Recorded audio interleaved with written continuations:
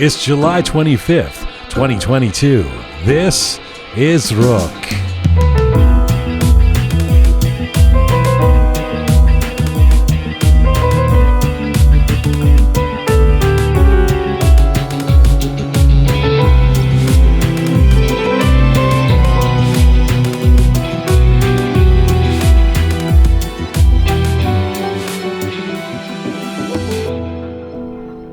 Hi there, welcome to episode 193 of Roqe. I'm Jian. Nice to be talking to you. Hope you're keeping well wherever you are tuning in from around the world. Hello to you from Canada, from Toronto. Salam Dustana Aziz Durud Bar Shoma. Welcome to a new big edition of Roqe. I've been looking forward to this. Today, live in the Roqe Studio, Rastak band. This is Rastak. I mean, a number of the members are going to be here in conversation, in performance. This is the internationally recognized, amazing Iranian folk and roots ensemble, part musical band, part archaeologists, part ethnomusicologists, and incredible players. And to have them here in the Roqe Studio is pretty exciting stuff. I'm super excited. I can't tell you how excited I am. Yeah. It's good. It's really nice to have them here. Also, before that, coming up on this show, Pannie Kianzad, by which I mean Pannie Bonsai Kianzad, that's her nickname, the Iranian-Swedish mixed martial artist, and the first and only Iranian-born woman to ever be signed by UFC. This is the Ultimate Fighting Championship. For folks who don't know what this is out there, this is mixed martial arts, this is MMA. So it's pretty intense stuff. It's kind of like, how do you describe MMA? Like gladiator in modern day. It's like boxing and kickboxing and judo like and everything mixed. Every martial and art. It's really raw, and you got to be pretty badass to be doing it. And at the top of the elite is UFC. And so Pannie, who's based in Sweden, we're going to be talking to her. She's in Stockholm right now. Is now in the top 10 ranked women in her weight class at UFC, which is pretty impressive stuff.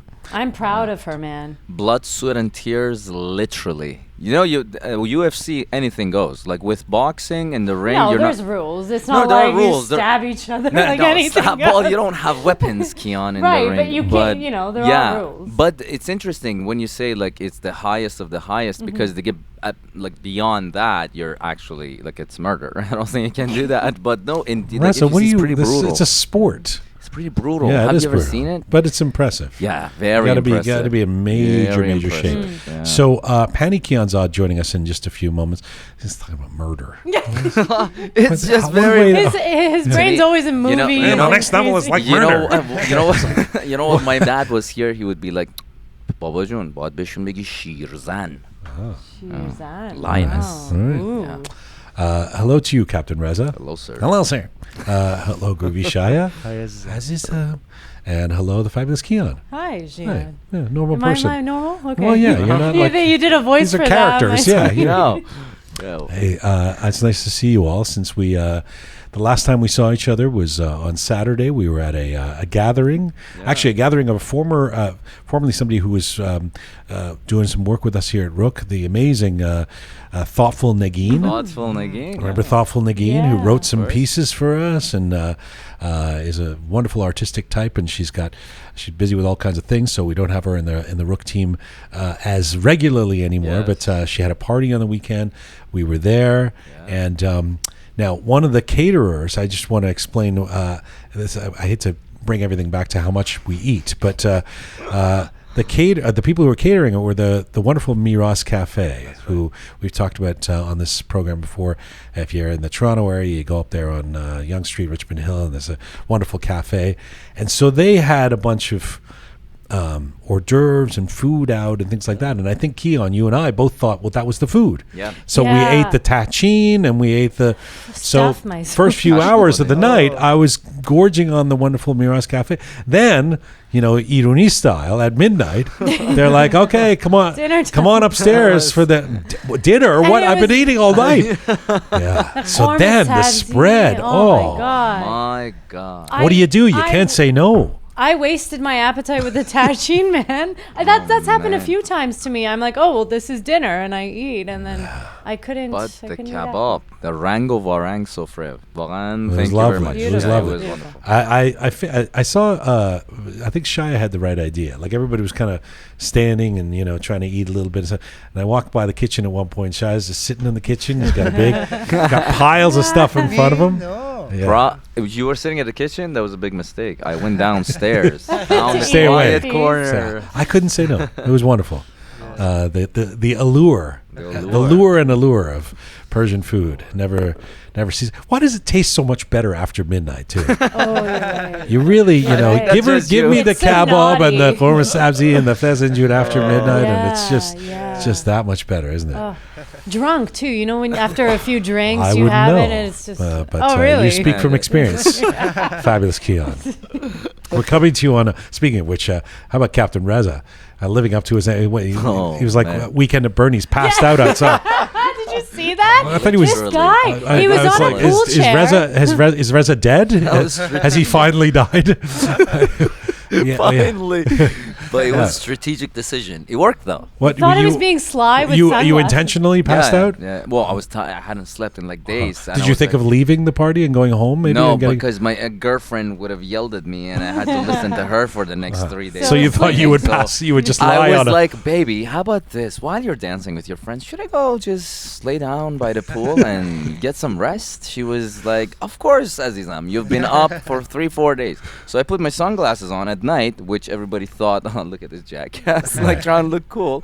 But to be fair, it is something you normally do. So, that's right. That is true. So it's not quite out of the ordinary, but it worked like a charm. And did it? I'm not sure. In what way did it work, Reza? You passed out at a party. When I arrived, it was like 8:30 or 9 o'clock, and Reza was like, I'm drunk. And I was like, what? Dude, it's like the sun hasn't gone down. Of course you're going to be passed out in a few hours. We're coming to you on roqemedia.com. It's there that you can link to all of our platforms. We are on our ongoing mission to build a new audiovisual encyclopedia of Iranian diaspora identity. We are on Spotify, SoundCloud, Apple Podcasts, Instagram, CastBox. If you'd like to see some visuals with Roqe, go to YouTube. That's where it is. That's where the show is, with things you can watch, video, YouTube at Roqe Media. And if you like your descriptions and bulletins in English and in Persian, check us out on Telegram. You can support us by pressing the Support Us button, funny enough, on our website, roqemedia.com. That's the place to go for all things.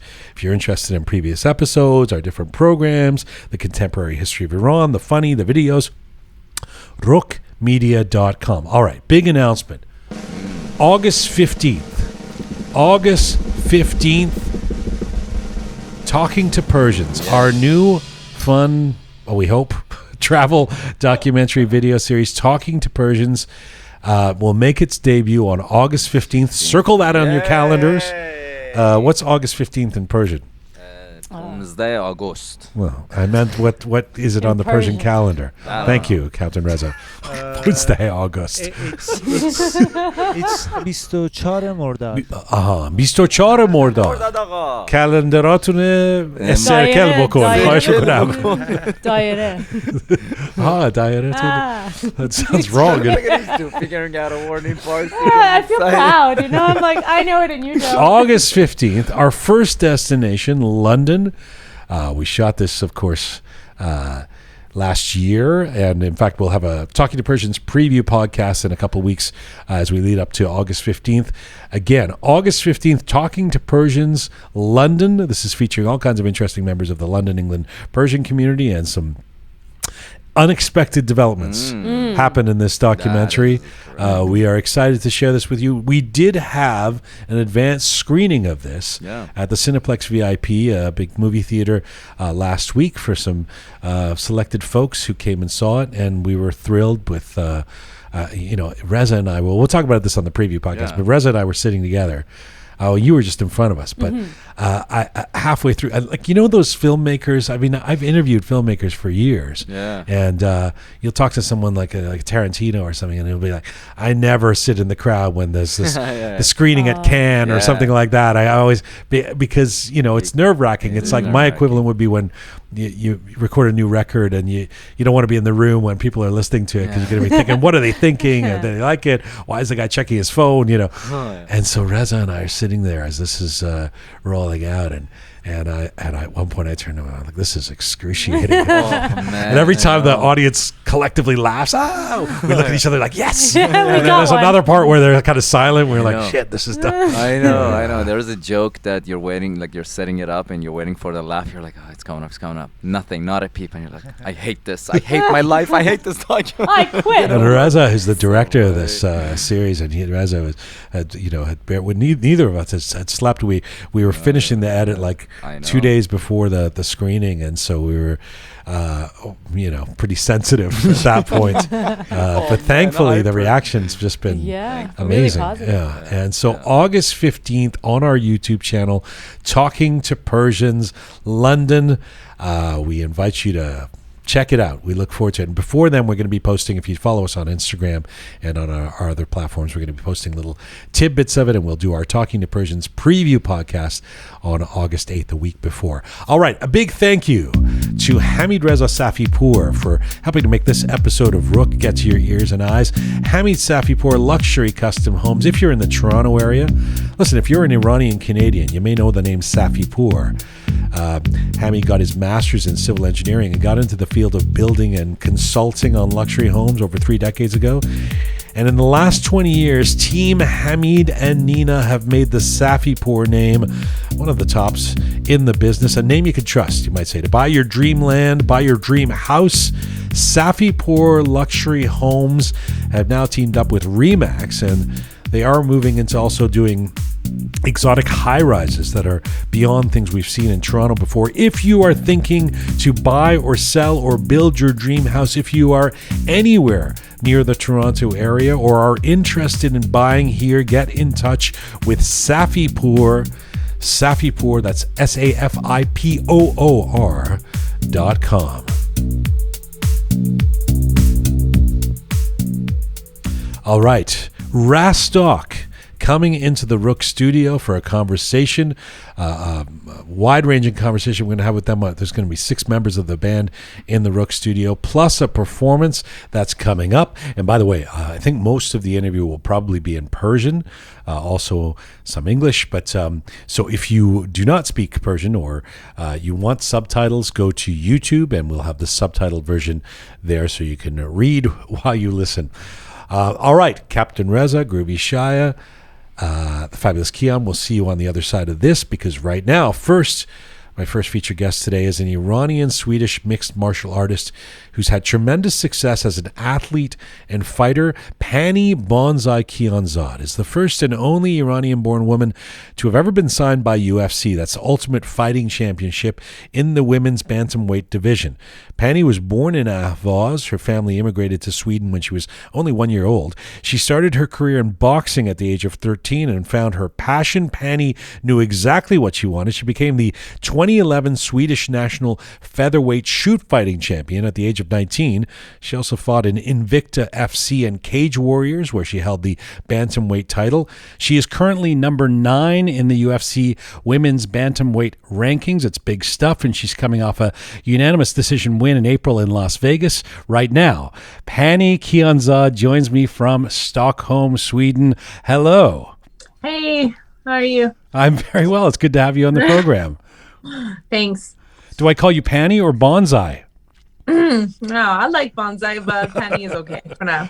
How and when did you get the nickname Bonsai? I was an amateur and I was training with an old boxing coach, and he said that Bonsai was something that the Japanese called out before they went to war. That's right. And I mean, it suited me and it suits my name, so. It's like a warrior cry, right? It's like bombs away. Yeah, it means leave no survivors. So it's pretty cool. And is that your mantra? Or I guess you are kind of a warrior, right? Yeah, I mean, a lot of people say that fighters are like warriors, but I just like it. I just like how the name and how the fighting name goes well with the rest of my name. Pannie, and by the way, I'm doing the American version of Pannie rather than Pawnee. Yeah. And is Pawnee is like a short form of like Bonsai or something? Is it? Yeah, it is. Yeah. I was guessing. Yeah, it is. But the thing is that like Europeans don't get it. You know, it's only Iranians. Like if I would live in Iran, I don't think I would ever call myself Pannie. I think it would just be Bonsai, but it's just that they don't get it over here. Right. Like Pannie, just like it's easier because my parents called me that when I was younger, so it's just really easier to get by. Yeah, it's more of it's got a good Hollywood quality about it, Pannie. You know, fine. It works. Listen, I have to start by asking you. I'd be remiss if I didn't, because I noticed on your Twitter a few days ago, you talked about the fact that you've had some kind of an injury, and you were reassuring your fans and followers that you're okay and that you're still going to be a champion. But can you tell us what happened and how you're doing? Yeah, so it was an injury in training. It's just that I'm gonna require surgery. That's why I'm in Stockholm. Oh wow! So, because it's just something I just need to get done if I want to get back to fighting quickly. It's gonna take me a few months to rehab. It's pretty unfortunate because this is like my first major injury. I call it major because it needs surgery, and I've never done any surgical procedures before. So it's been wasn't really how I wanted the summer to go. I was scheduled to fight number 4 ranked Irina Aldana in September. That got pushed. Right. Yeah, they found a replacement because. Yeah, it sucks, but now I'm here, so. Does it depress? I mean, first of all, if you're an MMA fighter, if you're a UFC fighter, I'm guessing injuries come with the territory, right? You know that it's what you're doing is physically kind of, if not dangerous, it's raising the stakes that something might happen to you at some point, right? Yeah, of course, it happens. It's just that I haven't been through this kind of injury before, and but the doctors have been taking care of me, and I'm getting the surgery like really quickly. Like I just got injured barely 2 weeks ago. It's kind of mentally, frustrating for being like super active. Mm-hmm. I work out like 2-3 times a day. So, did you get depressed? Yeah, a lot. I'm still depressed, but it's going to get worse. I'm going to be out for a few months. And, for a lot of people, it's not a big deal because they're not super active, but I fight like 3-4 times a year. So, but the UC has people to help me with that as well. So it's fine. Is there I want to get into your story of how you got where you are, but so I don't want to get too in the weeds with this, but I got to imagine, you're signed to UFC, you probably have an agent, a manager. There's a whole business around this that when you get injured, it affects a lot of people, right? Yeah, it does. But my managers don't care about like me. Oh, if she doesn't fight, we don't get our cut. We're not like that. We're like more like a family, and they helped me out, and they got me the best help I could get. So, can I ask you, because you said you're going to go do rehab in Vegas? I noticed when I was looking at all your fights, like the sort of list of all the fights you've done. Most of them are in Vegas. Yeah. Why, are you tempted to? I'm going to ask you how you ended up in Sweden and what Sweden means to you. But why don't you live in Vegas if everything happens in Vegas when it comes to UFC? No. Well, I should. No, it's just that the whole living in the States never been that appealing to me. I could do it for a few months at a time. I've been to Vegas for a lot of weeks at a time, but to do camps and stuff, which is nice. I'm thinking about even doing a camp over there soon.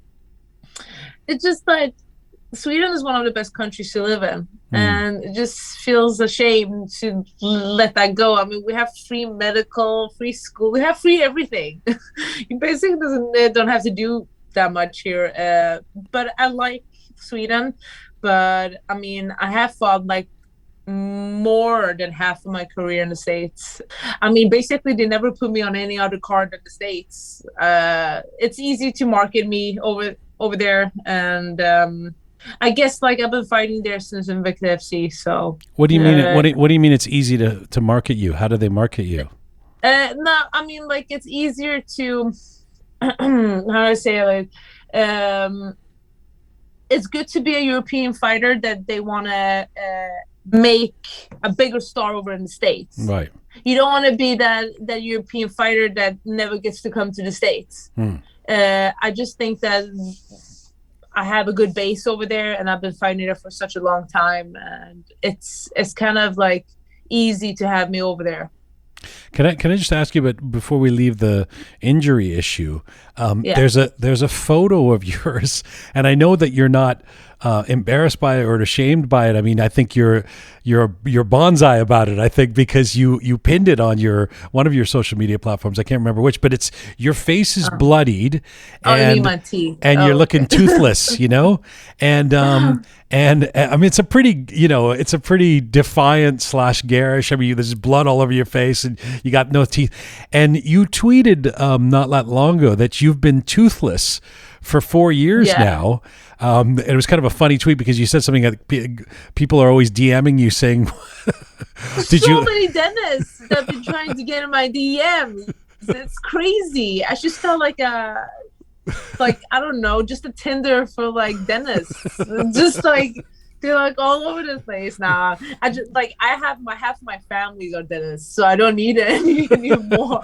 I'm Iranian, so I have my sister that's dentist, my cousin has, but it's just that, and of course the dentist I have is Iranian, of course, but no, but I mean, I lost my teeth, and when I was filming The Ultimate Fighter for UFC 2018, I lost one of them, and then the other one got pretty damaged, so I had to take that out. But I'm gonna drill in new teeth. It's just that I was actually gonna do that after this fight.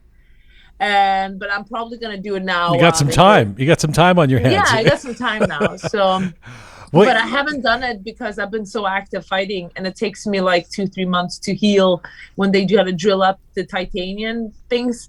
But then I'm thinking, it's I have a prostate thing that I take in and out, and it works pretty good. And I just don't want to do anything like when I'm like in the middle of doing a lot of fights. And people think every time I fight, they think I lose them, but I just take them out. It's just easier, Right. You're not losing teeth in every fight.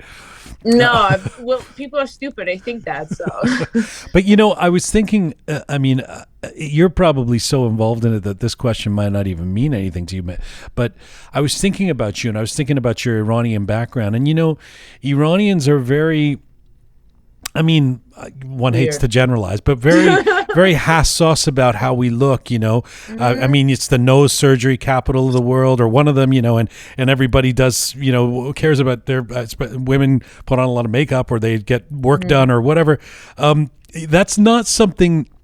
It occurs to me that you can really afford to worry about in your sport, right? You can't like go into a fight worrying about how your face is going to look at the end of it or something. Tell me how you manage those expectations of yourself.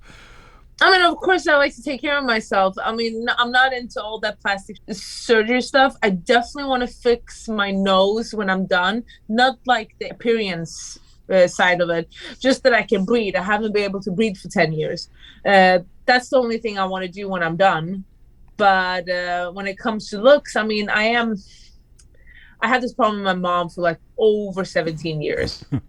It's been like, oh, your face. I'm like, I wasn't that pretty to begin with. So I'm trying to tell her that I'm not fucking things up too much, But yeah, I mean, a lot of people I haven't even thought about that. I know that a lot of the women look really good, Iranian women, that they care of themselves and everything. I just never thought about it like that. I always had like a boxer nose since I was little, and the ears thing, the wrestling ears. But I find it that a lot of the Iranians that write me, they think it's they don't care. Maybe even they think it's kind of cool looking, but Well, I think it's. haven't even I think it's. First of all, I think it's awesome that you don't think about that. Really, I didn't mean to suggest that you should. And no, I haven't and even thought about that, but now maybe I should think no, about no, no, please. And also, I don't. I think. I mean, I don't know who says you're not pretty. I mean, I mean, you're. That's. I wouldn't say that. I certainly not, wouldn't say that. But when this thing about not being able to breathe, was that from a fight? Did something happen to your nose? Yeah, it's just like I don't know what's it called in English, but like the actual breathing holes, like the nose thing here. Nostrils? Yeah, exactly. Like the kind of the bone inside here, it got like it's going this way. So if you look into my nostrils, you can see one of the sides is totally blocked. It's because the bone has moved from a knee from a fight. And I think it happened like a lot of years ago, but then I broke it the first time when I was like 15, and it's never been the same. I can't breathe like through it. So when I sleep, I have to put like these like bandages over here. That works pretty good. But yeah, that's the only thing I want to fix. I haven't never thought about like fixing my nose, because even though if I'm gonna quit fighting, I will probably still want to train, and I don't want to fuck it up, you know.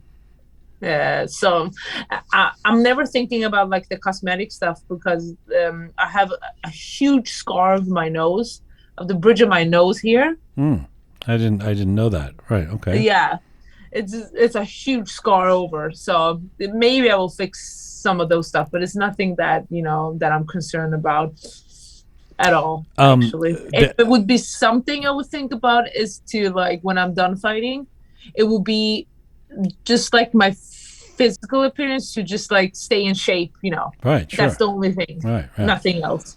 So take me back to how this all happened for you. You're this baby, this kid from Ahvaz. Your parents move to Sweden 30 years ago. When did you first get the sense that being an athlete and being a fighter was something that you had in you? I mean, I started swimming a lot when I was like 5, 6 in Sweden. My mom put me and my brother into one of my brothers. Sorry, the one that's just a bit older than me. She put us into like swim classes, and I was failing like so bad. I couldn't even take a brand, like one of those like things you get after like achieving a couple goals. Like I couldn't even. Not a good swimmer. Okay. No, I was a good swimmer. That's the thing. So when my brother got those, he got those, and I got really pissed, and I got like, okay, I want those too, So I started to try harder, and I actually became a good swimmer because he stopped swimming, and I continued. And my mom is just like not super Persian, but she's definitely the more traditional of all of us. Mm-hmm. I mean, the rest of my family are not traditional at all. If you would met my dad, it would be, weird, because he's like the least religious, the least, he's just a normal dude, Okay. My mom is like, so when I turned like 11, 12, I started to, get pretty toned. I'm not a small person. I'm like 5'7", and I weigh like 160. Sorry, 1 second. Do you come from an athletic family? Like, are your parents very athletic? Was that something that came my natural? dad was, not my mom. Okay. My dad, my older brother and sister were pretty athletic when they were younger, not after like 18. Okay. But my mom was like, when she see me getting like more tone, more buff, and what does swimming do? They make you look a lot bigger, like pretty toned, like upper body, right, pretty right. wide. You're broad, so, yeah. Yeah, so I started to get like pretty broad, and I was training from like the age of 5 to 11, pretty hard, and she was like, "You're getting broad shoulders. Maybe you should stop swimming." Right. This like Persian thing, small. You should be like super tiny. Little did she know what was to come with the. She doesn't know that this is all her fault. She probably knows, but go ahead. Yeah. Yeah, so when she started saying that, I was like, I'll show you. I will go start boxing instead, just because. Just because. Was that really So, part of the yeah, consideration? Yeah. So I Wow. found like because I always been this, like, I always, since I was a kid, I was always like, because when we were in Iran and everything, I was like 11, 10, 11, I think. 11-ish when I was in Iran. I've always been, since I was a kid, like super feministist. You know, I've always been like, why do you think you're better than me because you're a dude, you know? Right. Wait, what do you I've mean you were always been like, 11 when you were in Iran? I thought you left when you were 1. no, but we went back. That was my first time that I went back. Okay, okay, right. Yeah, so I was visiting for 2 months. And I always been this, you know, person that, because I'm brought up in Sweden, I've never seen the difference between girls and boys. Right. I never seen a difference, because for me it was like, what's the difference? Just, you know, just their appearance and everything. And, you know, when they try to tell us, like, when we were there, okay, you're a girl, you should do this, you should wear it. I was like, I don't get this. I just, like, because maybe they thought I was stupid, but I was like, I don't get it. And and then when my mom told me that, yeah, maybe you should stop swimming, you're getting pretty broad shoulders, you're starting to look like really dude, you know. And then I was like, okay, then I will start boxing, just because I'm going to show you that I don't care. And then I went to a local boxing gym, but then, you know, I started, you know, I always been interested in individual sports. That's why. Were you good at boxing right away? I mean, it's was it obvious that this is going to be something that you're going to be really, really good at? I was pretty good as a youth. I was really good, actually. I started competing just a few months after, because when you're that young, you're learning like really quickly. When I was only 13 when I started, so I think I did like 25 fights before I quit. I was really good as a youth, but when I came into like a junior and then senior, it started getting really a lot harder. I wasn't from a really good team, and I tried to, like, I was only 16 by then, and I tried to like switch teams and everything, but you know, it didn't work out really good. And by the age of 18, I did like my last senior fight, and then I just like didn't like it anymore, because I didn't feel I was getting better and I wasn't getting any help. So, but I came, I made like some national team trainings with the Swedish national team as a youth. But that was it. And about that time, when I was 18, I started finding MMA. And wrestling and everything. So I just like slowly left boxing and just stopped doing boxing completely. A couple of steps back. I know you live in Malmo now, which is in the south. It's close to Denmark, close to Copenhagen. Yeah. And it's a pretty big city. But when you guys first moved to Sweden, you were in a small town or a small city, right? So, yeah, just a smaller city, Helsingborg. It's just like 40 minutes away from Malmo. Okay.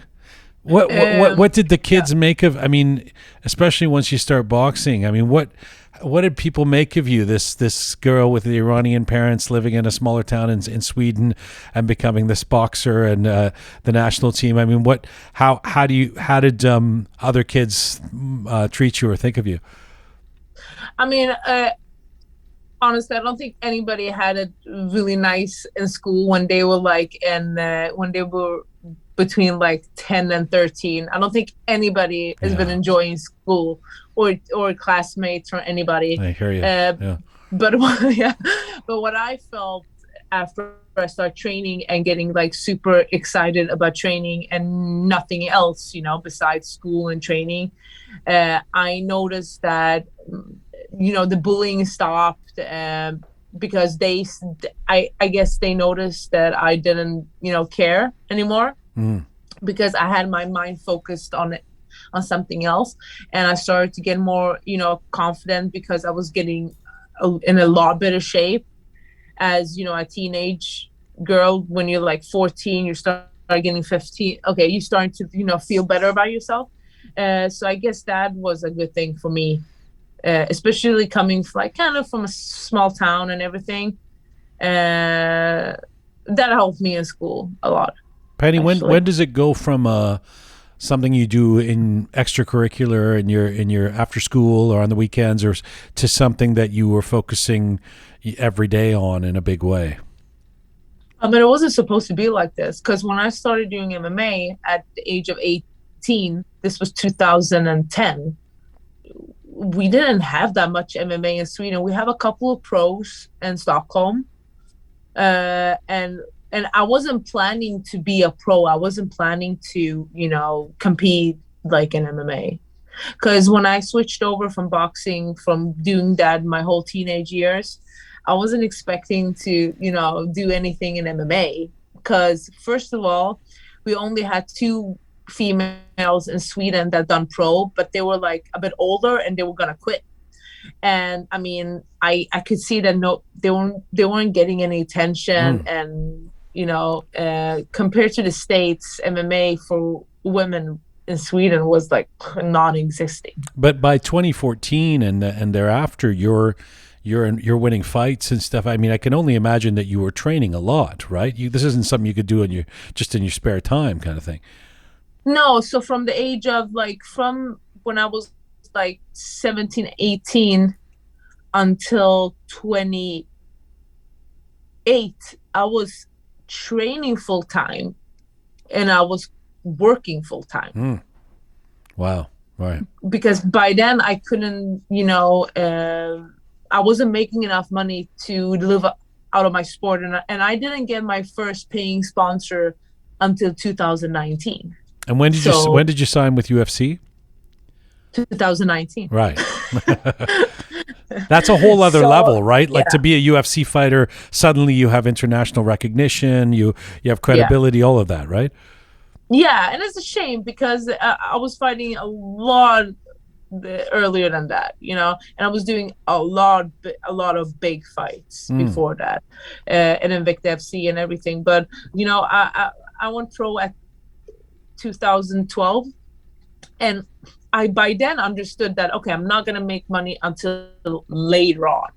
So I was still working my ass off. I was still working full time. At one point, I had 3 jobs and training full time.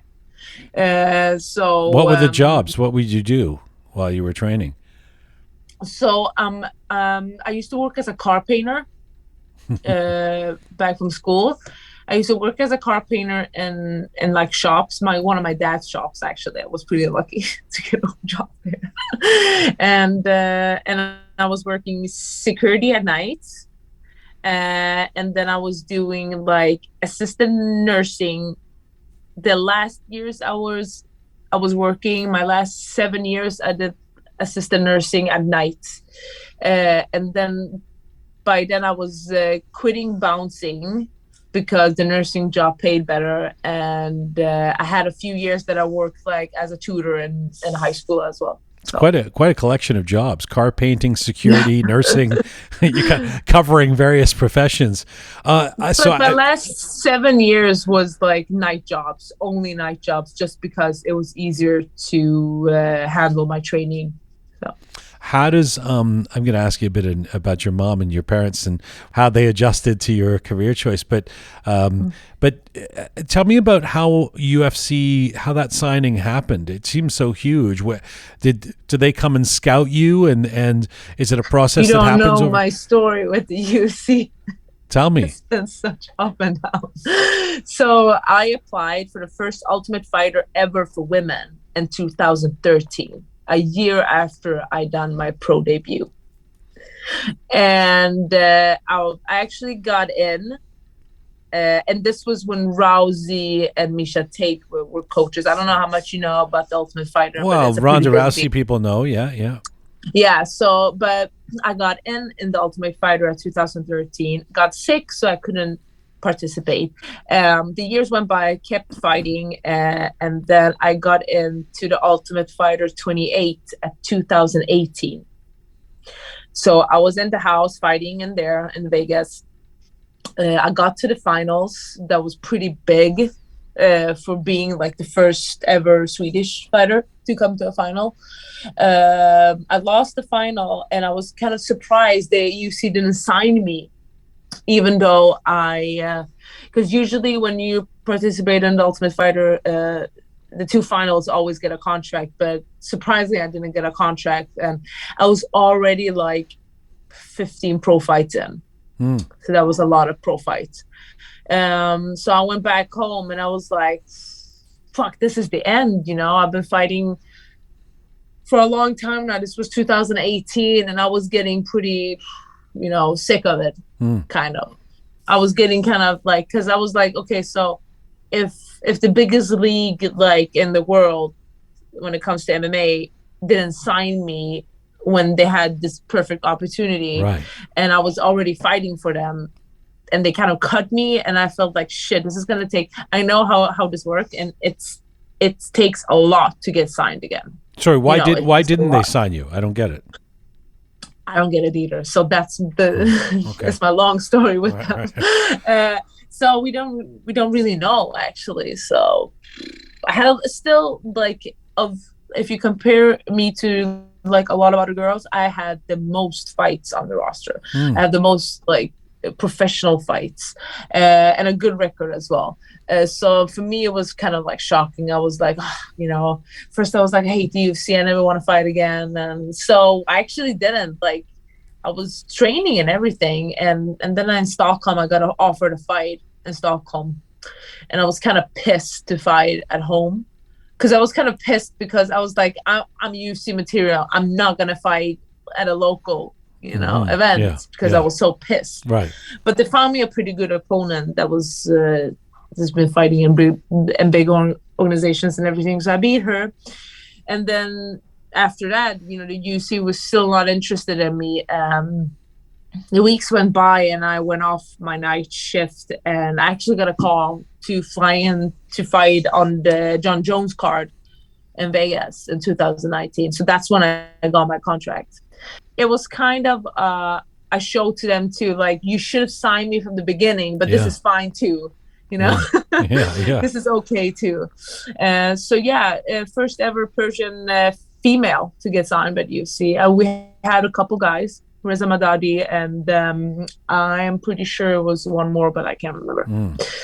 Well, it's amazing. I mean, it's really, tell me, just let me ask you a couple of questions about being a fighter. First of all, a very simple, but what do you love about it? I mean, why is this such a passion for you? I mean, first it came from being this like cool thing that not many people do. When I started, it wasn't really a big thing in Sweden. A couple of people were doing like, pro fights. We had Alexander Gustafsson and everything, and but then it became like a thing. Okay, I was like thinking about it. I'm like, shit, there's not many Swedish MMA like female fighters, and I think I could be really good at this, and then I always been a training maniac. I always loved training, and even though if I'm not gonna fight and everything, I mean, I'm living like the absolute disciplined, dedicated life of like, I always train twice a day, even though if I have a fight or not. It's just like my job, and it's something I always, like, when I was a kid, I always wanted to be an athlete, and it just happened to be MMA. How long do you train for when you train twice a day? A couple of hours a day. Okay. Maybe 1 hour in the morning, maybe 2 hours in the evening. Totally depends. I mean, if I'm in a camp or not. I mean, basically my whole day, it just is about training, recovering, eating. Training, recovering, eating. So it's nothing else than that. Do you have to police your diet a lot, or is it? Yeah, definitely. Especially now when I'm injured, it's even more important for me not to get fat. No, but just I'm scheduling my diet, because I mean, the most important thing is that for me to get like good food in my body, or else I can't like perform. I mean, I can have a shitty day of training if I've been eating shit. So then I can't like perform to my fullest. You did an interview once where they asked you what your favorite food is, and you said your mother's Persian food. Olivia. There's not much of that. Yeah, you can't. I was thinking, which choresh are you allowed to eat before the fight? No, shit. No, the only time I eat my mom's food basically nowadays is just like after, maybe on weekends or after a fight. I mean, I can't eat that food all the time, but that won't work. You're killing me. I do eat it as much as I can, and I know I probably shouldn't for those reasons. But, it's because I know myself, and I know after all these years, I know my body, and I know that diet like for fights it will be so much easier if I don't eat that food. So right. How what in your view makes a great fighter?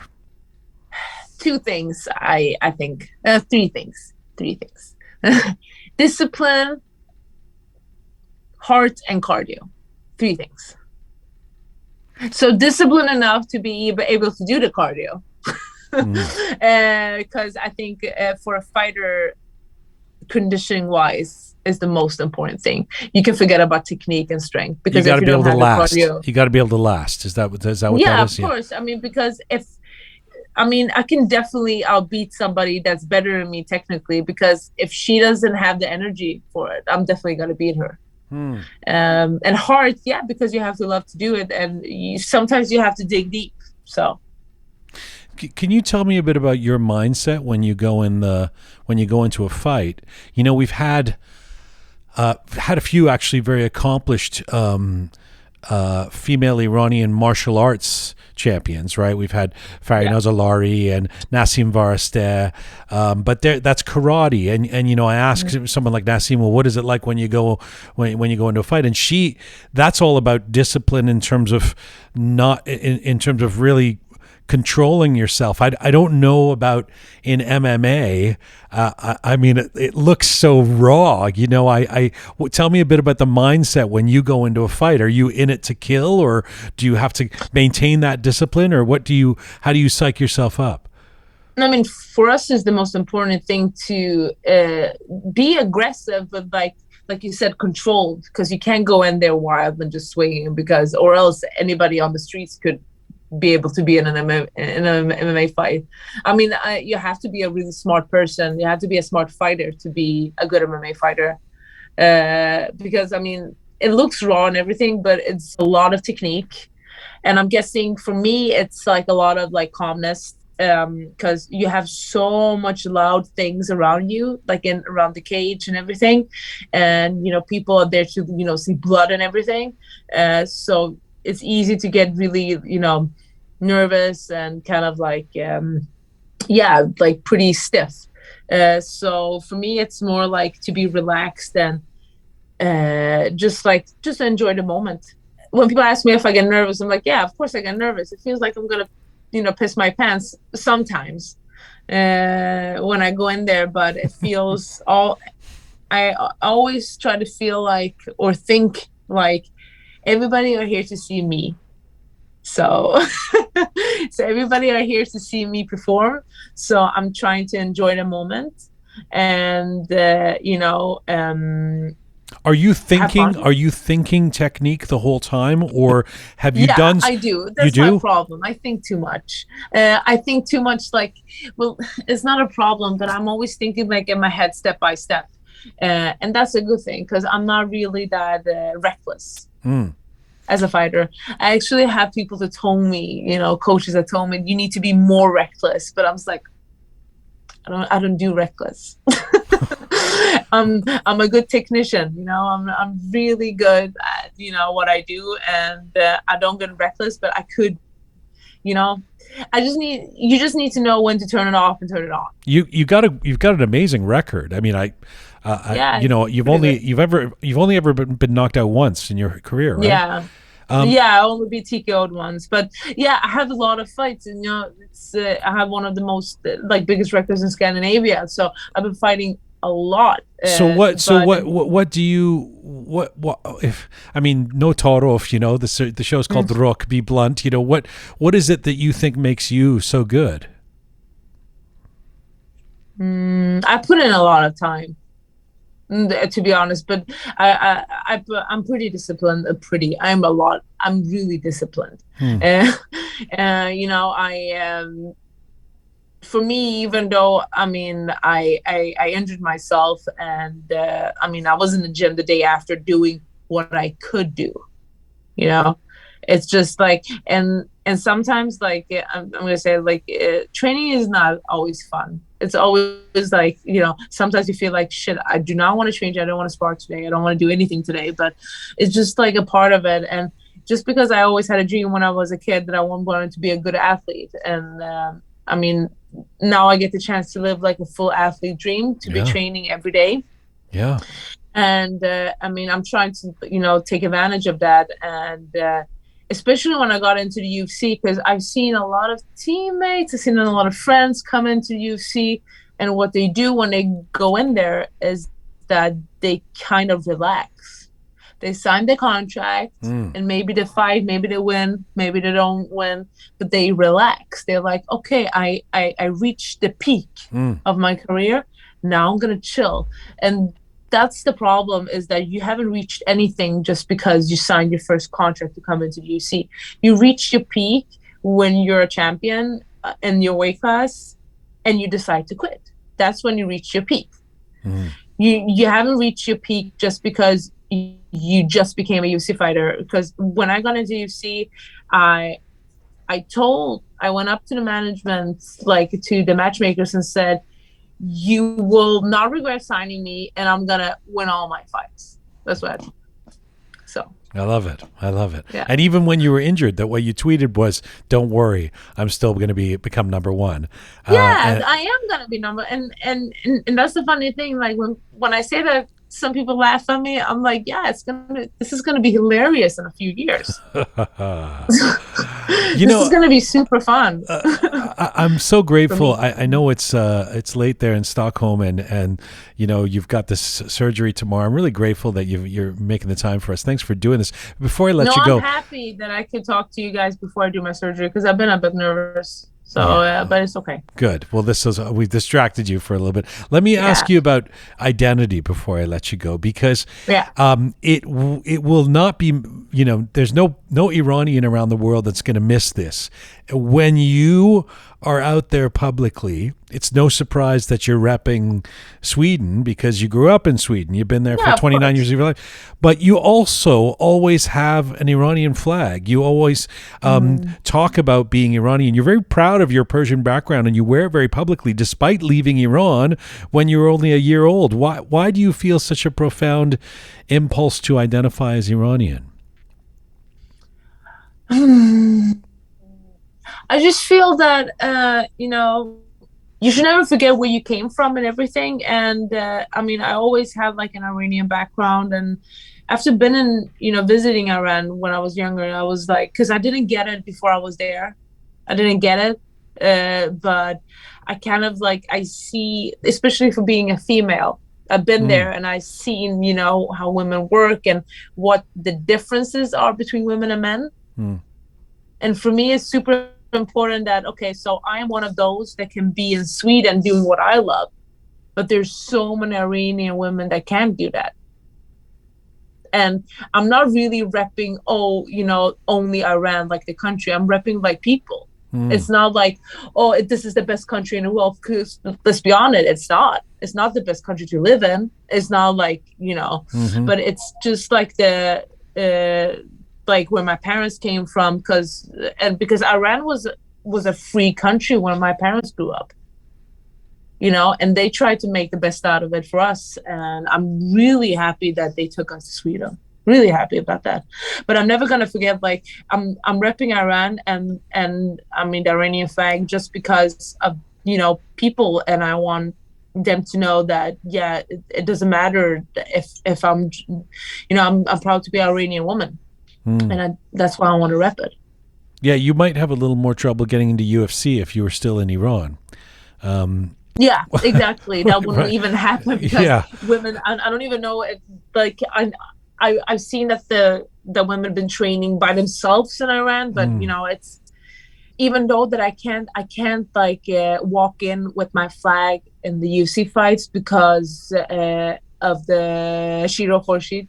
Yeah, the flag. I was going to ask you about it. Yeah. Let me explain that you usually have the Shiro Khorshid flag, which is the lion and sun flag, which is all through from the Qajar to the Pahlavi eras, etc. You have it on you or near you. You even have one. I noticed on your car. You have a Shiro Khorshid. It was my sponsor. When he gave me the car, he put a Swedish flag, and he actually took the right flag without me telling him. Wow. I don't even know how he did that. But why? Tell me why it's important for you to have that flag, and why it causes trouble, or why you can't bring it in when you're fighting. Well, first of all, it's not approved by the UN, the flag anymore, because it's an old flag. Right. It's not like because you can't have it in Iran because they have the Islamic flag, right? Right. And the Islamic flag is nothing that I stand for. Nothing. It doesn't make any sense for me. And just that. I remember I was doing my pro debut, and I asked my dad, "Oh, can you give me an Iranian flag?" And my dad is the right person to ask. So he's like, yeah, I have to fix that one. It's going to take some time. I'm like, why don't you just, how hard can it be? And then he came and he gave me the flag, and he gave me the one with the lion. And that's when he explained to me. I was like, yeah, that was good that you gave me the flag, or else I would have gone the wrong flag. So, that's why I can't walk in with it. Because of rules of the UN and everything, and the UC doesn't mind that. It's not. No, I was going to say, who is actually? I mean, maybe I'm being naive, but who's noticing this I think just because the flag is not approved, I don't think they want any trouble. I see. And it's shown on TV and everything. Of course, and it's weird. Right, but when I was on Ultimate Fighter, they didn't say anything. I just walked in with it. Yeah, I always repping the two flags because I've been in Sweden most of my life. So, Pannie, do you hear from people on social media from Iran? I mean, I'm sure people around the world Iranians are aware of you, especially because you wear that so proudly. What do you hear from Iranians, and how does that affect you? How does it make you feel? I mean, I basically hear only good stuff, and if I look on a statistic, my biggest fans is actually Iran, by far the greatest, even more than the Swedish ones. So I have the most fans in Iran, the States, and then actually last Sweden. It's a smaller country, so right, much smaller country. So I get a lot of good response from Iran, and there's sometimes some guys writing something in Farsi that you have to translate, and then you're like, ugh, but it's super rarely. And to be honest, I don't. If they write anything bad, I wouldn't even care. I have so many people writing, when I put up that teeth picture, a lot of people they didn't care. A lot of Iranians, they didn't care, just thought it was cool. But there's always somebody, but I don't give a fuck. So, yeah, I don't care. That's clear. Yeah. And tell me about your parents. I mean, I'm now you got me curious about your mom, since my mom is special. It is to her that you owe your career as a what went from a rebellious antic to a career for you. How does she feel? They've got to be proud of you as in the discipline you've shown, and the champion you've become. And talk to me about that. My mom is proud and everything, but she still doesn't like the actual fighting. But my dad has been my biggest supporter for all years. He's been when I had ups and downs, when I was about to quit and everything, he was the one that made me to not quit, because he used to be an athlete, so he gets it. And he's always been like that. No marriage, no this, no that. You just focus on career, only sports. He's always been like that. Wow. Yeah, that's pretty. You're lucky to have him. Yeah, because I know a lot of close friends that have problems with that stuff. Yeah. When it comes to even now, 2022. I don't know if I'm out of date, but you a couple of years ago, at least, you had a boyfriend who was also a fighter. You guys still together? No. I like how you had to think about it. You weren't sure. No. I mean, I have a boyfriend now since like 6 years back. If it's that guy you mean? So, no, it was a guy. It was like a couple of years ago. There was some documentary that was about you, and your boyfriend was in it as well. Yeah, that's Elas. Yeah, that's him. Okay, but yeah, that's him. So you can find love amongst the fighting community. Yeah. Yeah. We met in training. He's originally from Kosovo. And we actually came to Sweden the same year. So in 93. He fights too, and he helps me in my training and my camp and everything. Right. So. Do you know something that I thought was amazing about you, that your favorite band, or one of your favorite bands, is Pantera? Yeah, I love Pantera. It's just like so out of it's like an 80s heavy rock band, which was way before your time. I mean, I know who Pantera are, but I don't even know, how did you discover Pantera? Because I was a metalhead when I was a teenager. I was going around all Sweden to watch metal concerts. And just because I stopped going to concerts because my training started to get more serious than anything else. It makes me really, really like you. The first Iranian girl I found who was a Pantera fan. Who would name check Pantera as their favorite band. I mean, it's very fun for me. I have a Persian metal band that's been following me for a long time, and I can't remember the name now. But they're Are they from Persian LA? Metal. Are they that LA metal band? I have to check because I don't know, but they do Persian metal, so that's pretty cool. That is cool. That is cool. Yeah, that's who you should be repping. Find the Persian metal band and promote them. That's it's great to talk to you. Tell me about if we have this, if we chat again. I mean, in the interview format. Hopefully we'll chat many times, and I can't wait to see you fight live. But if I interview you, say 5 years from now, what do you hope you will have accomplished in your fighting career at that point? Yeah, I mean, UFC champ, 135 pounds, definitely. 5 years, yeah. Earlier, but yeah. We can chat about it in 5 years. We'll chat about it earlier. I'm looking forward to it. Nice. Congratulations on all that you've done. You. Sorry to hear about the injury. Take care of yourself. Get better. Thank you so much for the chat. It's been fantastic. I hope we do it again. Thanks for taking the time. Thank you so much. Bye. Bye-bye. That's Pannie Bonsai Kianzad, an Iranian-Swedish mixed martial artist and the first and only Iranian-born woman to ever be signed by UFC, Ultimate Fighting Championship, in the women's bantamweight division. We reached Pannie Kianzad in Stockholm, Sweden today.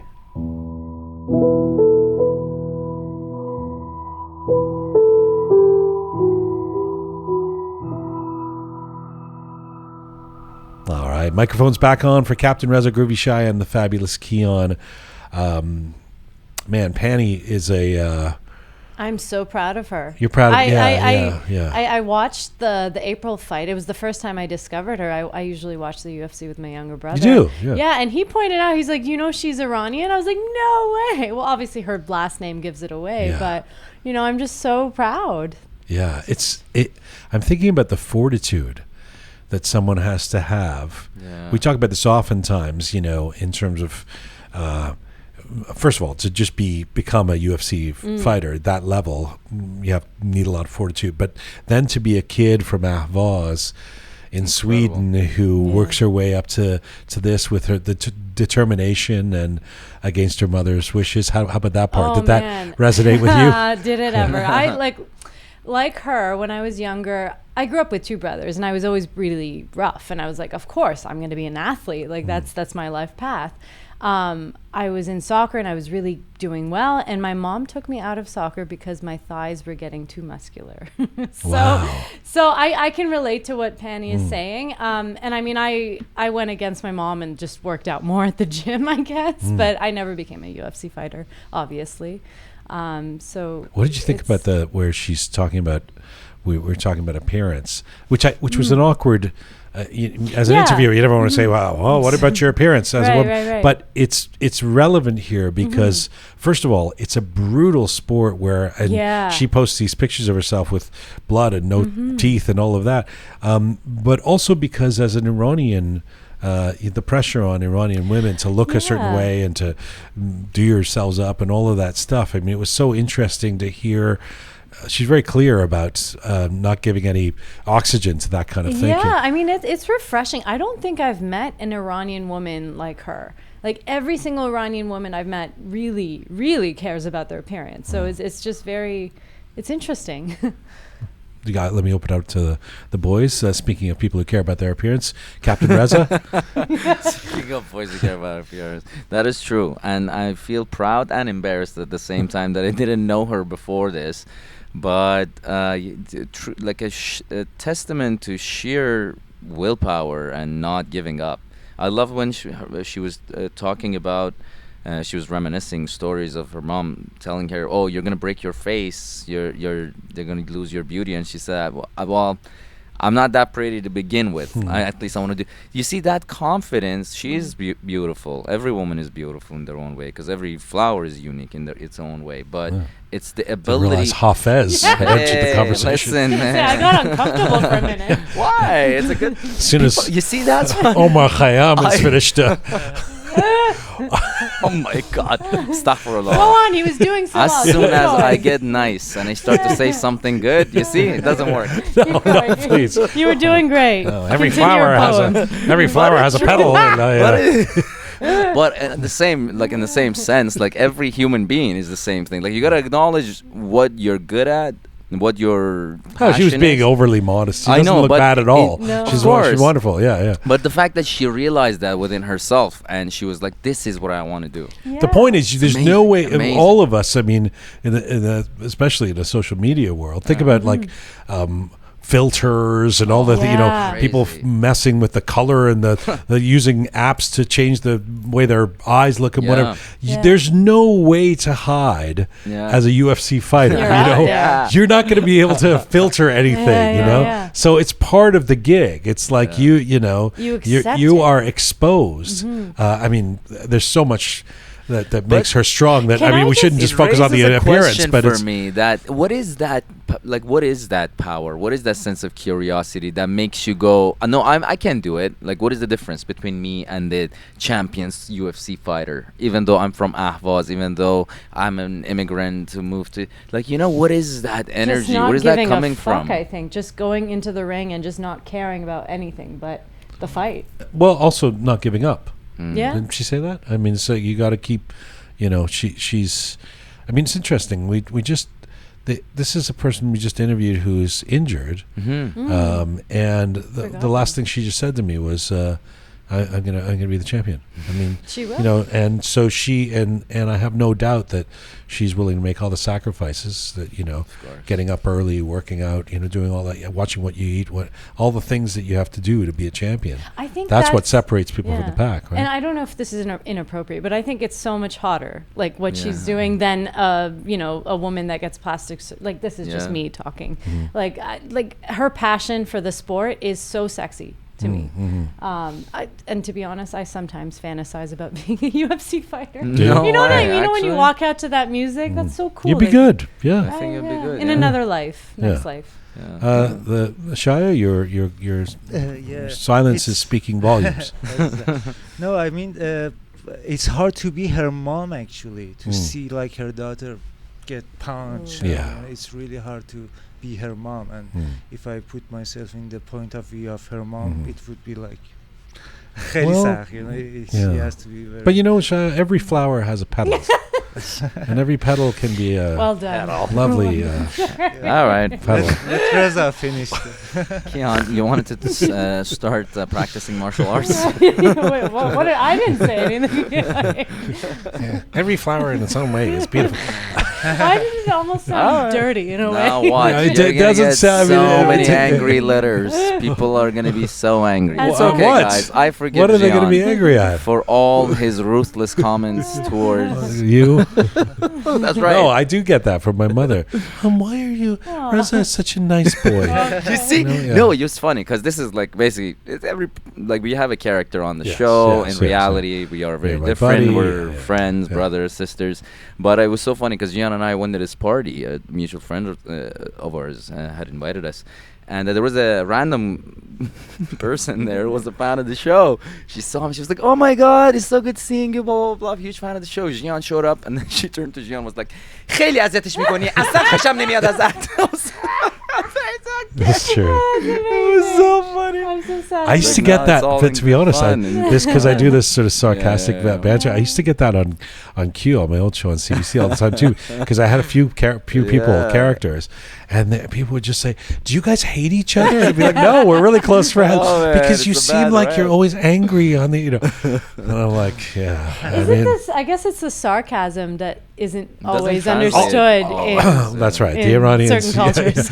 but also like Reza, if you kind of I explained this to my mom. It's like if you meet Reza, like he's confident and Yeah. kind of a good-looking guy, very tall and bit of a cad. Like hey, well, so the idea of making fun of him is different from I if can he was take some it. I like can take it. trollish little Yeah, I nerd guy and like He can because take they it. think he's like a little Yeah. Reza like No, because he sounds like a munchkin kind of No, but when they see me, like first like impression, I look very nice and quiet. Like I'm like very polite. What? I never Like- thought that of you. I think Anyway, that's what- sorry, Shia. Please, before we were interrupted by the poetry of you were saying, just that it's difficult to be Pannie's mom. Anyway, I mean, this beyond the appearance thing and everything, the idea of messing with stereotypes. It's. I love that the breadth of people we get to speak to on this program because it really messes with the idea of who and what an Iranian is or has to be. You know what the big part of this one was for me? You heard What's me just that? on the interview. She's a Pantera fan. That was crazy. That's so cool. I'm sorry, know- what the fuck What is Pantera? Yeah, I knew that's that. why it was crazy to me because I didn't even know what it was. So I had to look. Oh, it really? up. I don't know. Pantera is like a heavy Okay, I heard what she was saying. It was a heavy rock band, like right. death metal band, like But you know. like, is this are they known? Is this Yeah, well, they well for sure for heavy rock fans, Oh, okay. but they're from the 80s and 90s Yeah. first of all, and it's just such a funny thing. It's like Yeah. it's I You wouldn't think it's of a such a Persian white that- person thing, Right, like right. Pantera, Yeah. like it's not something I would ever Yeah. ascribe to any immigrant necessarily, let It's alone. like- is it I'm like- sure there's some wonderful Pakistani Pantera fans. I don't think I've ever met one of them, But so. is it like a white person liking Bijan Mortazavi music? Like is Yeah, that yeah. weird? It's like that. Oh, It's I like that. see. Okay, Good It's so- like analogy. way out of context. Yeah, Like okay. Pantera, what? And also just from it's another era, sort of, Yeah. and it's kind of like when I was a kid, it was Pantera. Yeah. She's only Yeah. 30 now or something. So So ban on. She's not your typical Persian. That's no, for sure. it's fantastic. Which I love. Fantastic. I love it. All right, I'm excited. We're going to bring Rastak Awesome. into our studio. So thank you, Kian, Reza, Shia. Let's get set up. Let's bring Rastak in.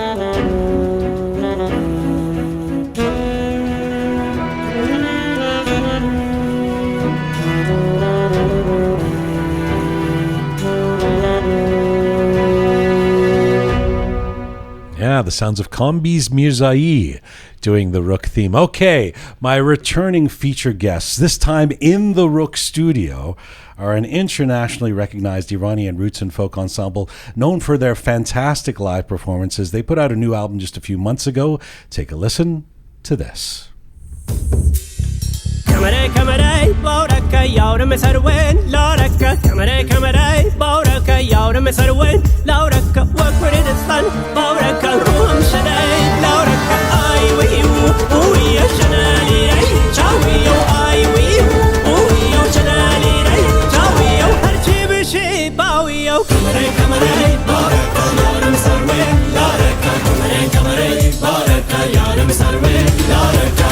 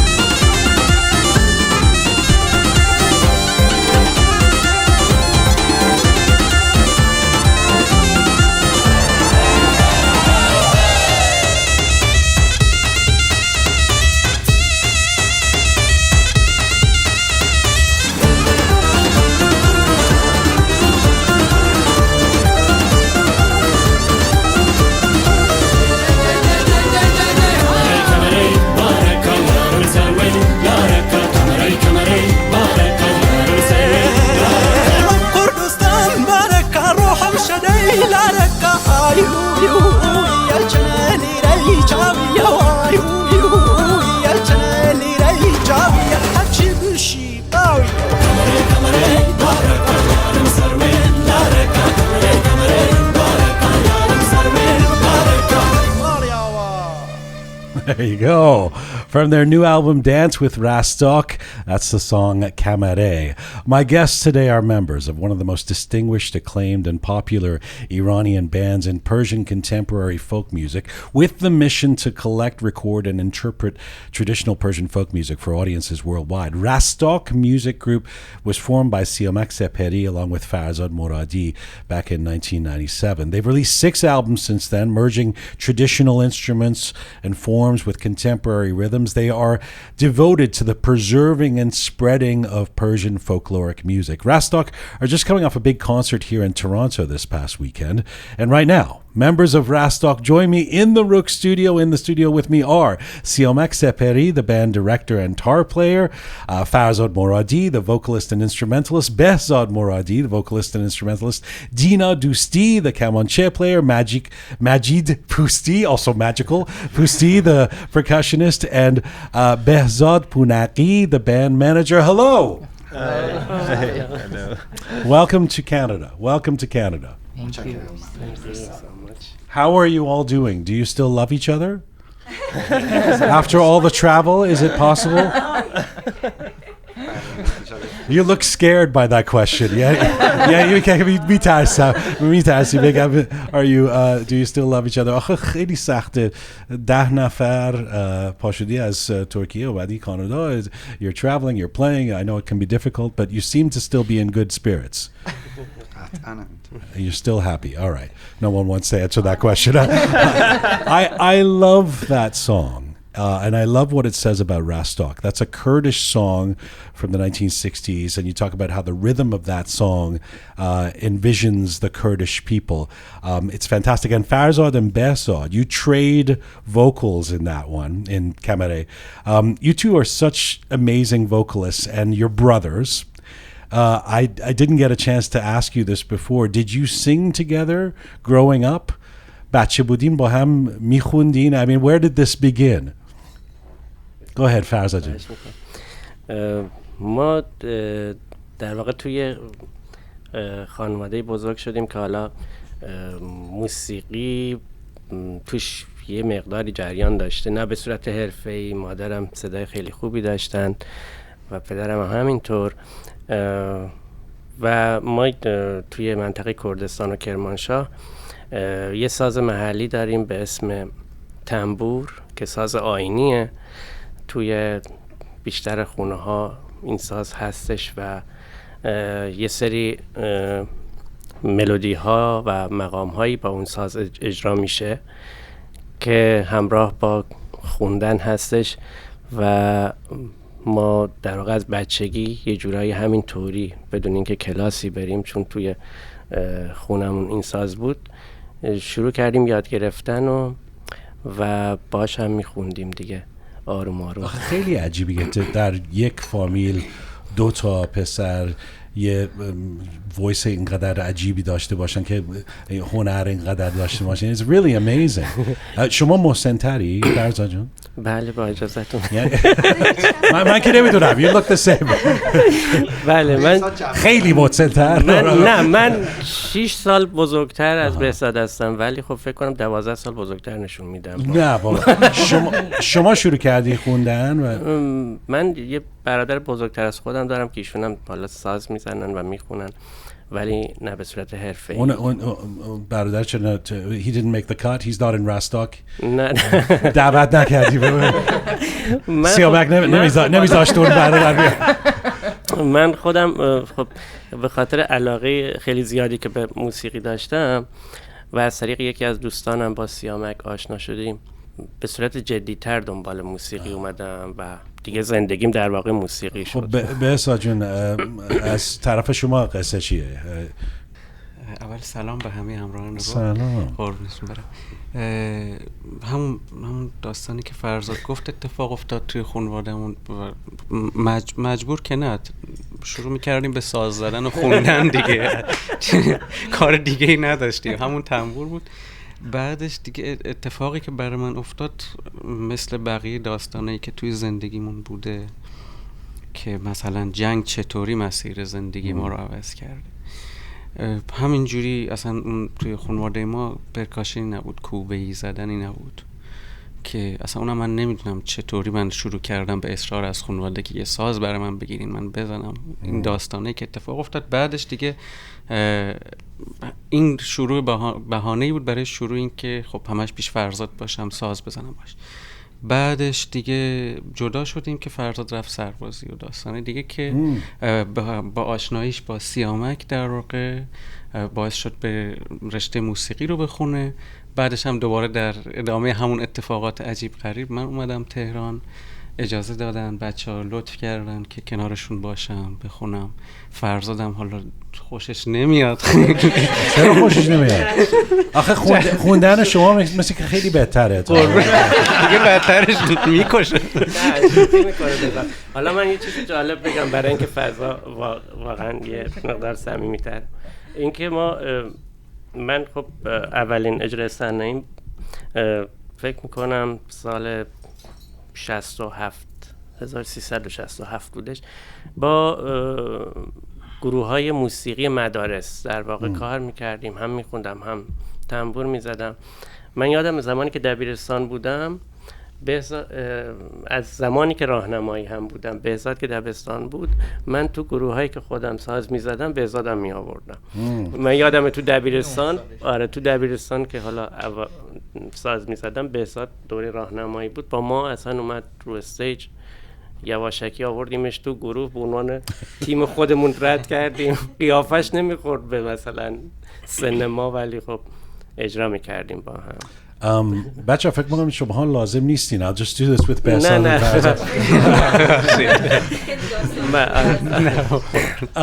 یه چیزی you played at it was brilliant seeing you perform at the Tammuz festival here in Toronto, and I was watching you and I was thinking you seem to take care in your set list to present a wide array of different folk styles and roots music from various parts of Iran. And I wonder, while you develop the set list for each concert, is it important to take note that you want to make sure that different styles are represented at each concert? ما برای هر اجرایی اون رپرتواری که تعیین میکنیم خیلی بستگی به مخاطبمون داره، بستگی به این داره که اصلا فضای اون اجرا چی باشه. مثلا اون اجرایی که قبل از اجرای تورنتو داشتیم برای یه جشنواره فیلم بود، فکر کردیم خب با توجه به مخاطباشون که خب یه مخاطبی بود که خیلی ربطی به اون مخاطبایی که تا حالا ما باشون براشون در واقع اجرا کرده بودیم نداشتن، خیلی متفاوت بودن، خیلی هیجان انگیز بود برامون. خب سعی کردیم قطعاتی که انتخاب میکنیم یک کمی راحت‌تر ارتباط برقرار کنه. ولی خب مثلا برای اجرای تورنتو چون بخش زیادی از مخاطبین ایرانی بودن، خب باز چیزایی انتخاب کردیم که براشون خاطر انگیزتر باشه و حالا جذابیت داشته باشه در رابطه با خود رستاک. برای همین بله دقیقاً بر مبنای فضای کنسرت و نوع مخاطبمون قطعات و رپرتوار انتخاب. کی تصمیم میگیره که شعرهایی که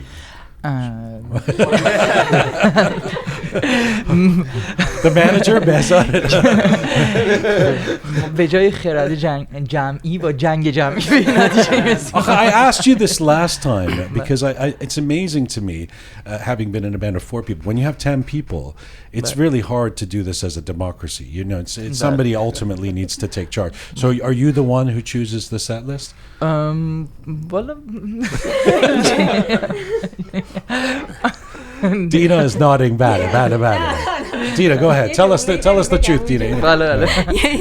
سیامک جان توی این مواقع یه جمله‌ای دارن میگن که همه نظراتتون رو بدین، البته اگه نظر بیشتر هر چیزی باشه دلیل نیست اون بشه. اون آخر خودم تصمیم میگیرم. من تصمیم گرفتم از قبل. You guys each have a vote and then he has 10 votes. ولی شوخی کردم. آره ما همه دموکراسی تو گروه ما یه چیز نمادینه واقعا.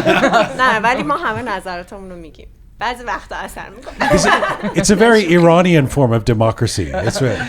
We're used to this kind of democracy in Iran. بستگی داره که استراتژیت برای ارائه نظر چطوری باشه دیگه. هر کسی استراتژی میچینه دیگه. یعنی که استراتژی شما چیه؟ مثلا من شکست میخورم. مثلا بعضی شکست همیشه همراه منه. You don't usually get what you want. چرا میرسم اون وقت خیلی برای استراتژی پیچیده‌ای بچینم براش، یعنی اینکه زمان میبره. آره یعنی اینکه مثلا از قبل باید یه بهونه تراشیایی بکنی، بگی که مثلا سیامک جان مثلا این قطعه رو اگه نذاریم اینجوری میشه، یه ساز کمتر میشه، مثلا تو حمل و نقل فلان اینطوری اونطوری. Wow, it's so psychological. آره باید خیلی برنامه. You have to work the. آره باید روش کار بکنی تا بالاخره مثلا بتونی که چیز کنی. ولی بعضی وقتا خب مچتو میگیره، یعنی اینکه متوجه میشه که داری. نه حالا ژیان جان من واقعیت ماجرا رو بگم. اینو تا حالا جایی نگفتم، الان خودم متوجه شدم راستش. من بیشتر از این که اونجا نقش تعیین کننده نهایی رو داشته باشم تو هر چیزی، یا حتی اگه در ظاهر اون نقش رو دارم که من دارم مثلا در نهایت تصمیم میگیرم چه اتفاقی بیفته، یه وظیفه خیلی مهمتری دارم که اون بخش پیچیده‌شه. اونم این که مثلا شما میگین که توی این اجرا فلان چیز رو اجرا کنیم یا نکنیم، مثلا کمره‌ای که الان شنیدیم، بعد دینا میگه اجرا کنیم، فرزاد میگه اجرا نکنیم، بهزاد میگه اجرا کنیم، به هر ترتیب. حالا مثلا 3 نفر میگن اجرا نکنیم، 3 نفر میگن اجرا کنیم. طبعا من باید یه چیزی اون آخر بگم دیگه. بیشتر اون چیزی که میگم در جهت این باید باشه که وقتی اون نتیجه رو گفتم این 3 تا با اون 3 تا کتک کاری نکنن. یعنی من بیشتر نقش کتک خور اون چیزو دارم. مثلا اگه بگم اجرا کنیم، دینا و فرزاد و بهزاد خوشحال میشن، اونایی که ناراحتن قیافه میگیرن. اگه بگم اجرا نکنیم باید منتظر. خیلی سخته. واقعا diplomacy. You have to. But okay, well that's interesting because I have a couple of questions about that.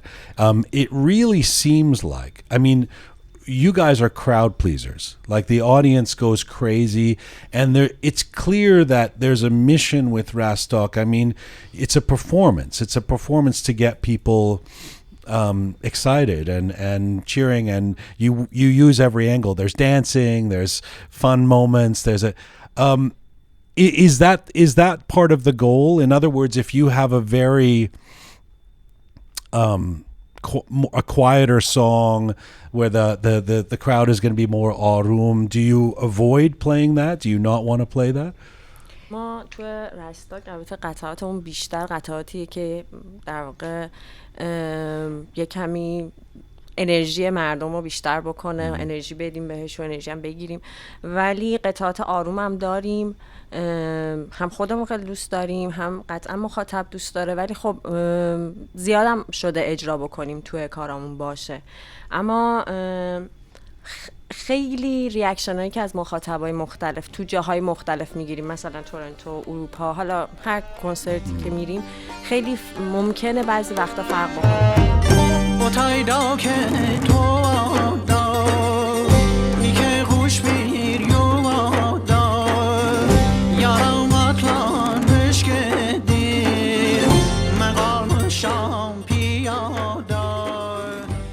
بسته به اون ریاکشنی که از مخاطب طی سالیان گرفتیم، بسته به اون مثلا هستش که الان خب یه سری قطعات رو بیشتر میزنیم، بیشتر اجرا میکنیم، قطعات آروم و یه کمی، نه اینکه خودمون دوست نداشته باشیم، دوست داریم، ولی بعضی جاها جواب نمیده. بعضی جاها چرا مردم دوست دارن یه قطعه رو ساکت بشینن گوش کنن، حسش رو دریافت کنن، ولی معمولا وقتی اون شور و هیجان رو به مخاطب میدی گرفتنش سخته و دوباره برگردوندن اون شور و هیجان. Once you bring them up, it's hard to bring them up again if you go down. As you introduce each piece, you tend to say what region or ethnic group the song is from, and that gets a cheer from the audience. So in Toronto, you said Azerbaijan, and everyone was, there was a big Azeri crowd. Do some groups tend to get louder than others in terms of their enthusiasm? I mean, is it always the Azeris that get excited like that? نه آذری‌ها خودشون زیادن. ما همه جا هستیم. میگی آذری همه دیگه. That's جالبه, the different kind of cheers. Tell me about that. ما یه معضل شیرینیه در واقع برای همین انتخاب رپرتوارمون که خب ایران خیلی تنوع فرهنگی داره و قطعاً یه قومیتی از قلم میفته که مثلا اجرا نکنیم. ما مثلا یه تجربه‌ای داشتیم توی سوئد، تو استکهلم، که اجرا تموم شد، یکی از هموطنامون اومدن و گفتن که من بلوچ هستم و 300 کیلومتر دورتر از اینجا اومدم فقط به خاطر کنسرت رستاک و میخوام قطعه بلوچی رو بشنوم. و ما اصلا حتی تمرین هم نکرده بودیم چون برای اون رپرتوار تمرین کرده بودیم، سازاش هم نیاورده بودیم. بعد گفتیم چی کار کنیم؟ گفت من از اینجا خارج نمیشم تا این اجرا رو نبینم. بعد گفتیم چیکار کنیم؟ ما که تمرین نکردیم، ما که سازا رو نیاوردیم. بعد شروع کردیم با همون سازه خودمون اون چیزهایی که در خاطرمون بود قطعه بلوچی اجرا کردیم. اونقدر خوشحال شدن و اشک تو چشماشون جمع شد و حس خیلی خوبی هم به جمعیت منتقل شد.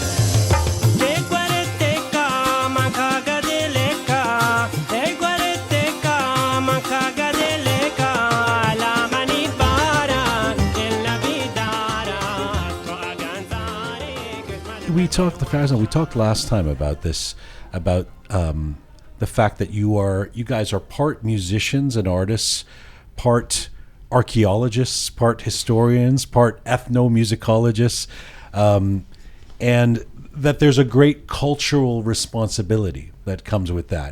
Farzad, you talked about how you aim to get every word and vocal sound right to represent the culture and do honor to the old songs from different groups. Is that true for all the instrumentation? Like Majid, how careful are you to make sure that you're playing the dohol part exactly historically correctly? اگه اجازه بدید من اینو حالا صرفا در مورد پرکاشن ها نگم، حالا چون که فکر کنم میشه تعمیمش داد در مورد کل رپرتوار و انتخاب قطعات و همه چیز.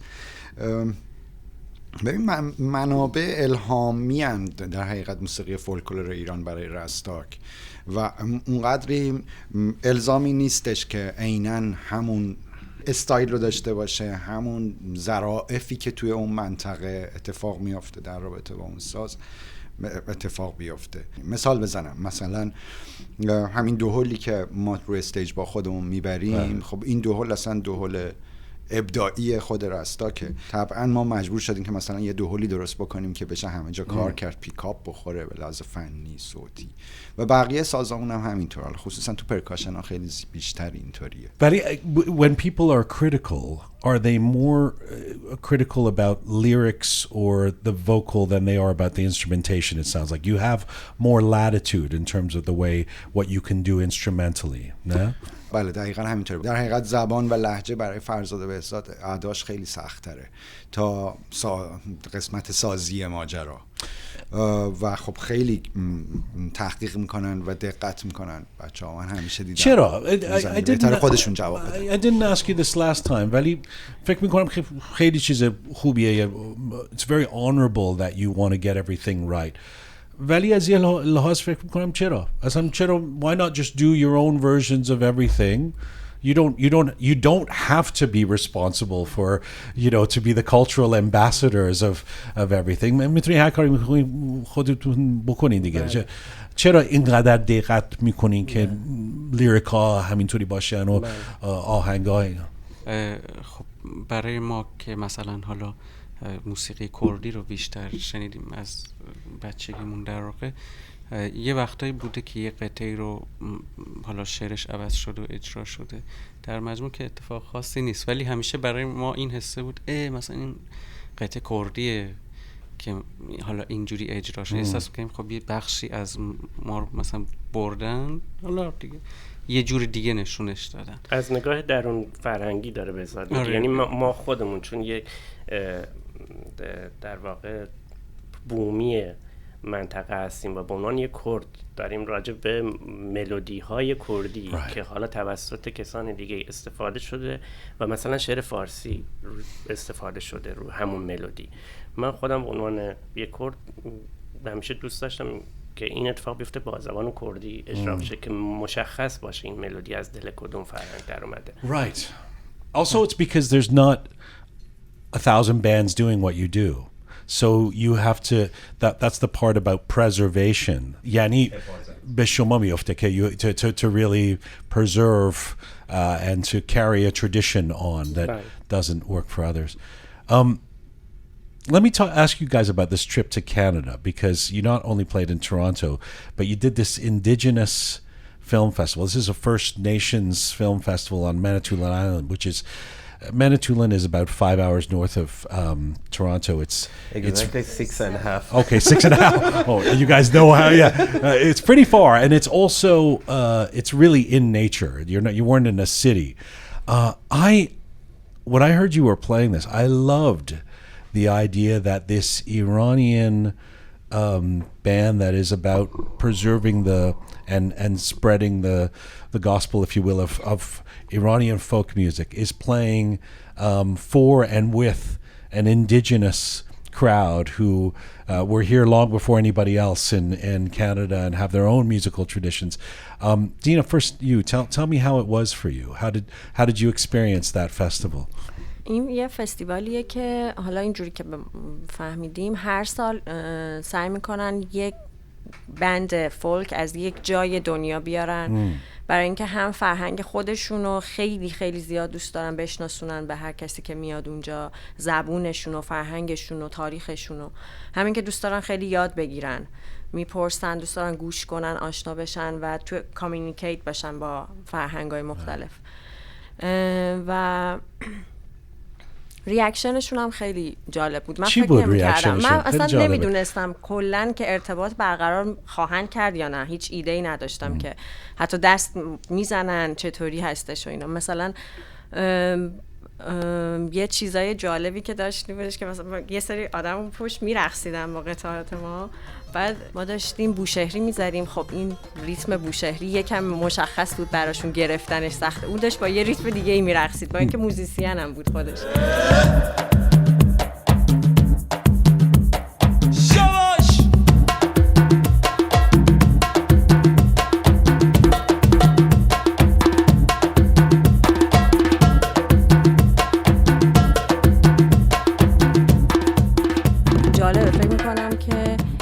هر جایی میریم که فرهنگشون با ما متفاوته، احتمالاً آدم همیشه این کارو میکنه، حالا چه توی روابطش، چه توی مثلا حالا موسیقی که گوش میکنه، هر چیزی میگرده دنبال یک چیزی که باهاش آشناه و اونو بلده، از طریق اون باهاش ارتباط میگیره.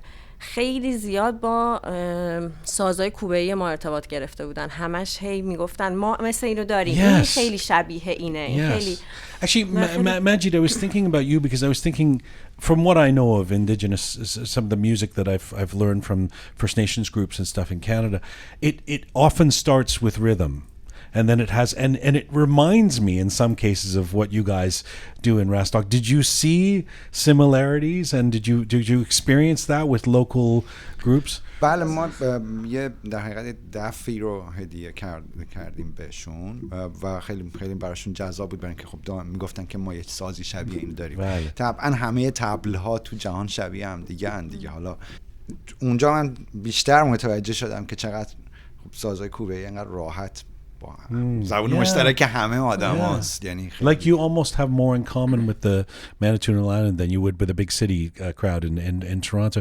I have to ask you guys about something, which is that, and I don't know how many people know this now around the world who are aware of Rastak or fans of Rastak. You're this great Iranian group that's known for your touring inside Iran and all the different places you've played and being very well known there. You guys actually moved. It's been about a year now that you have relocated to Turkey. You're living in Istanbul. That's a major move for a band so identified as representing Iran. How hard has the move been? Who wants to take that first?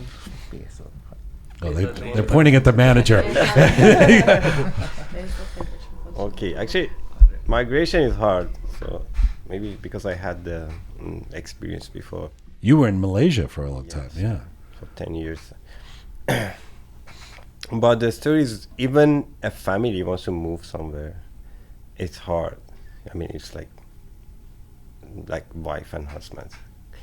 But imagine it's 10 families want to go. So they have their mother, sisters, the other families, brothers back in Iran. So yeah, that's very hard. So managing, I mean, doing all of this, everyone to actually have to convince friends and families that it's actually the best thing for them and for the band.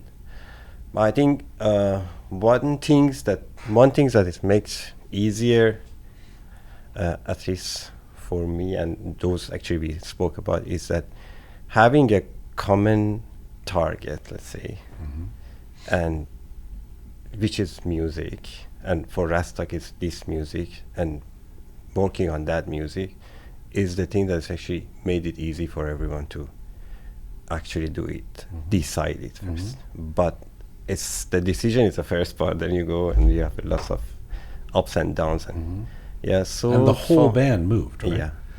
Almost whole, it's huge. It's a big undertaking. It's a big, the obvious question. I mean, people can kind of imagine the answer, but if I were to say why, why did you decide to make this move now?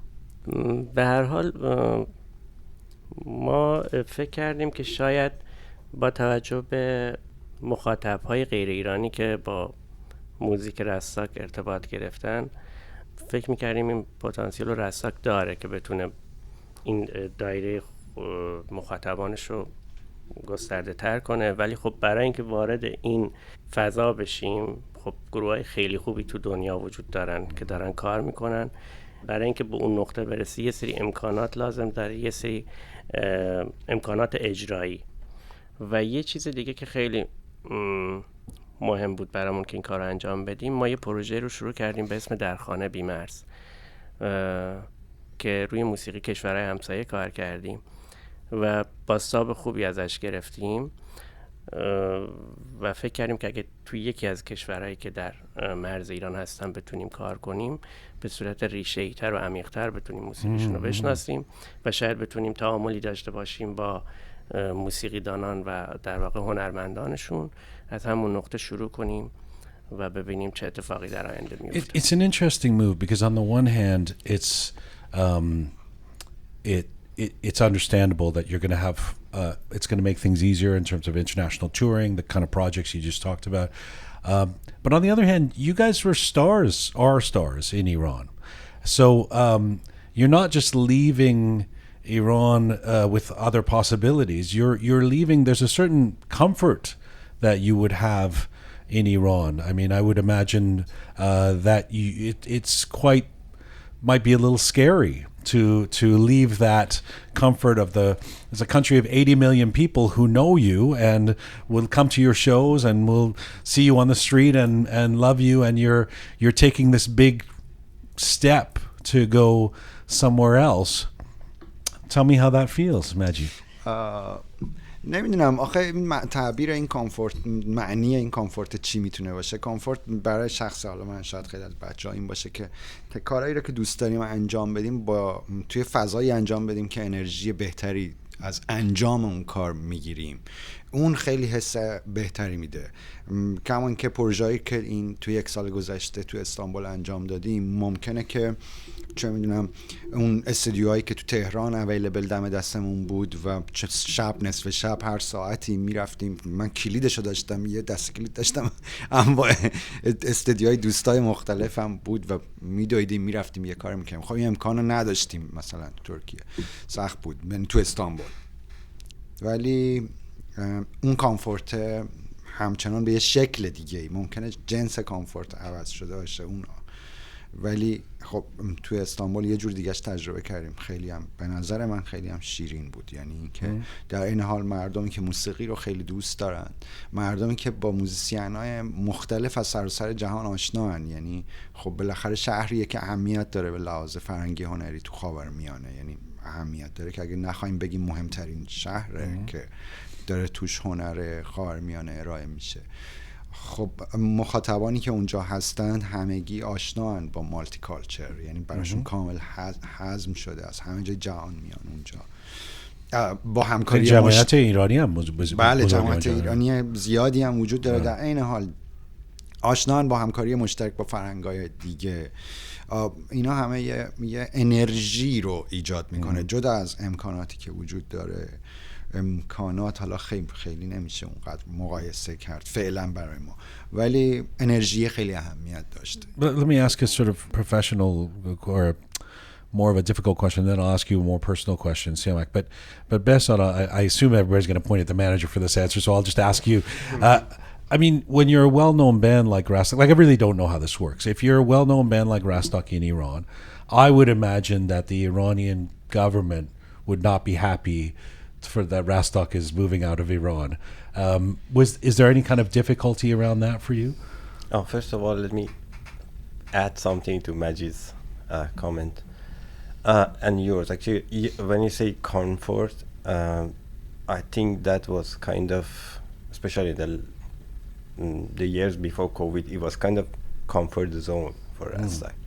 So I think we had to break go out of a comfort zone, right? And this is a new challenge. Yes. But we know, because during the COVID, we found that it's actually, the world is so small. So, and the Rastak's music has the potential to export, or it's find its way to other cultures. Yes. And Yes. This Wingush, if I'm spelling Wingush Film Festival, it shows that it's out of nowhere, someone emails and asks Rastak to go and do the closing. And before that, they are contacted in Maoris, Hawaiian. So that's amazing. Yes.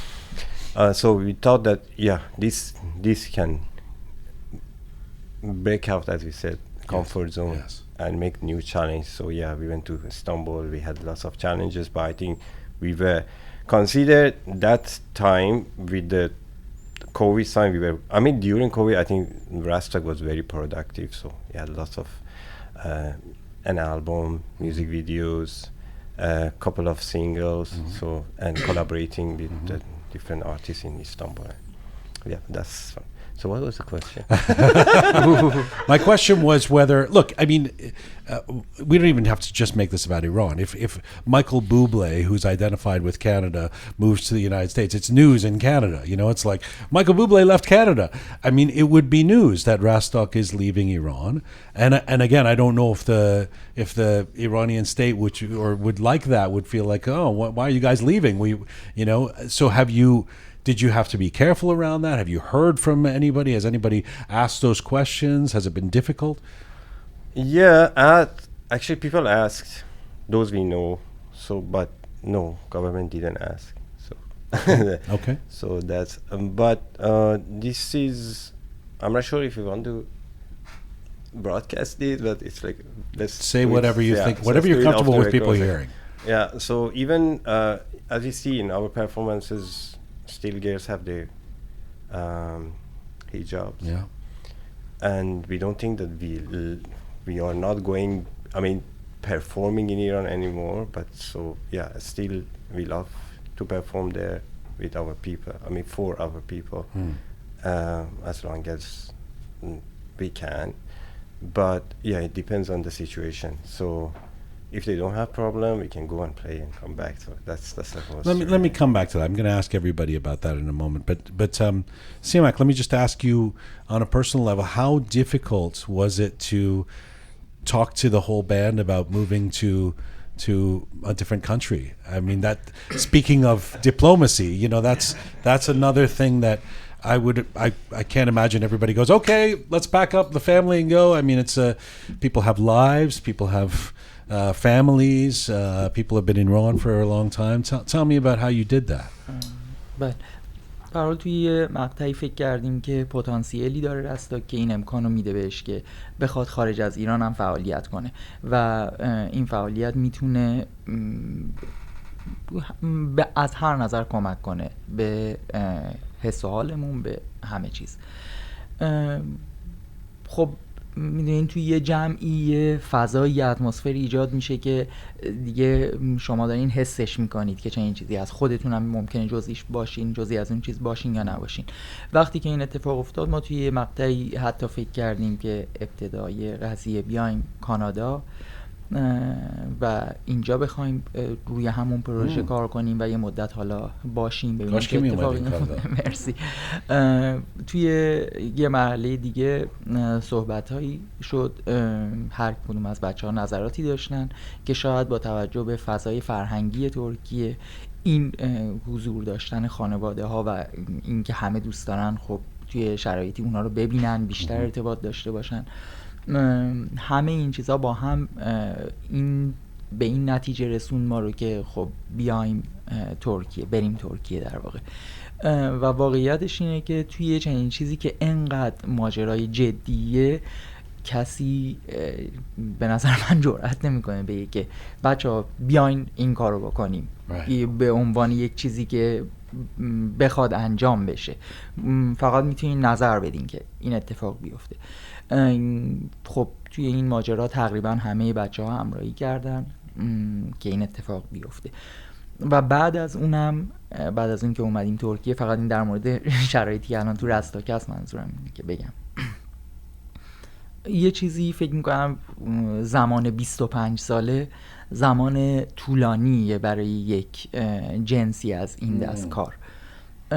من اسم میکنم که تفکری که توی رستاک الان جریان داره یا جریان داشت، به نظرم اومد که تفکریه که مسن شده، خیلی سنش زیاده و شاید خیلی جوابگوی اون چیزی که باید الان اتفاق بیفته نیست.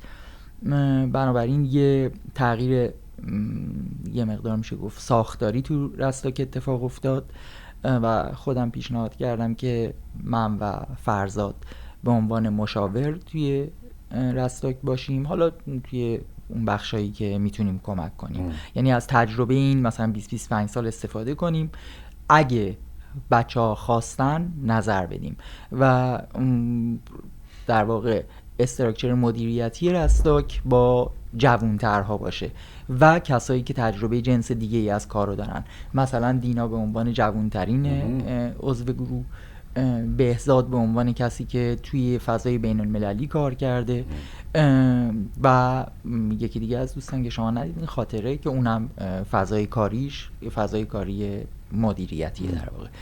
که حالا اگه منو مثلا حالا من خودم یا حالا فرزاد تصمیم گرفتیم اینجا میخوایم بریم این قطعات رو اجرا کنیم، حالا ممکنه با حضور دینا و بهزاد اینجوری بشه که نه الان که داریم اینجا میریم این قطعات رو اجرا نکنیم، اینا رو اجرا کنیم. اگه خواستن ما به عنوان مشاور نظری بدیم. گوییم که این چیزی که دارم میگم ممکنه کمی طول بکشه، به هر حال یه فضایی بوده که بله توی 20-25 سال اونجوری ادامه پیدا کرده که حالا بچه‌ها این کارو بکنیم. من خودم دارم سعی میکنم خودم آداپته کنم با شرایط جدید. این فضای کاری. Dina, tell me when Siamak or when the idea first came up, how did you feel about this move and how has it been for you? I know your mom is in Iran and you had a place there, and so tell me how it's been for you, and first how you reacted when you first heard the idea, and then how it's been for you. بخشی من میتونم دینا رو لو بدم قبلش. دینا خودش جزی کسایی بوده که گفت دینا بخواست ایدیا دینا بود اصلا. دینا و فکر کنم بهزادم یه موقعی عاشق ترکیه بود. اوکی ما پوش کردیم. نه ولی واقعا اینجوری نبوده. خب این ایدهش که خیلی اساس ایده این که این اتفاق بیفته خیلی یهویی اتفاق نیفتاد. فکر می‌کنم تو ذهن هممون این جرقه هاش زده شده بود، همونطور که سیامک جان گفتن اون فضا دیگه حس می‌شدش که دیگه باید یه اتفاق دیگه ای بیفته. حالا یه چیزی بگم نظر می‌خوام که خیلی چیز عجیبیه. It's you don't see this. There's not a lot of precedent for this anywhere else in the world that a band that is famous in one country, particularly in one country, would as an entire group move to another country. You know, the Beatles together are moving all to America. It's not really something that we hear about very often.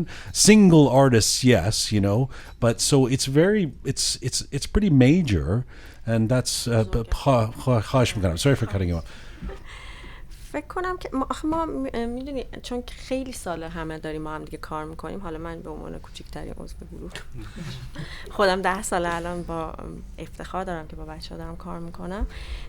خیلی وقتا دیگه یک حسایی و هممون با هم میگیریم، مثل اینکه مثلا میخوایم بریم یه جایی اجرایی بکنیم، هممون با هم دیگه یهو قبلش به این فکر کردیم که فلان قطعه رو بزنیم یا فلان کارو بکنیم یا نکنیم.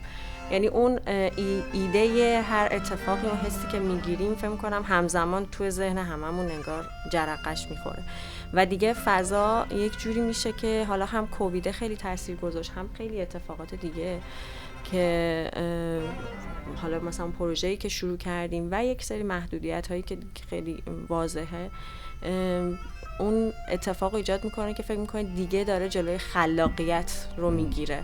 میدونی یعنی خب دیگه از هنرمند اگه خلاقیتشو بگیرید که اتفاقی نمیفته. یعنی یه جور درجا زدنه دیگه انگار و باید بهاشو آدم بپردازه. یعنی میدونی که اگه بری ممکنه چند استپ بری عقب ولی توی یه طولانی مدت یک اتفاق خیلی بهتری میتونه بیفته.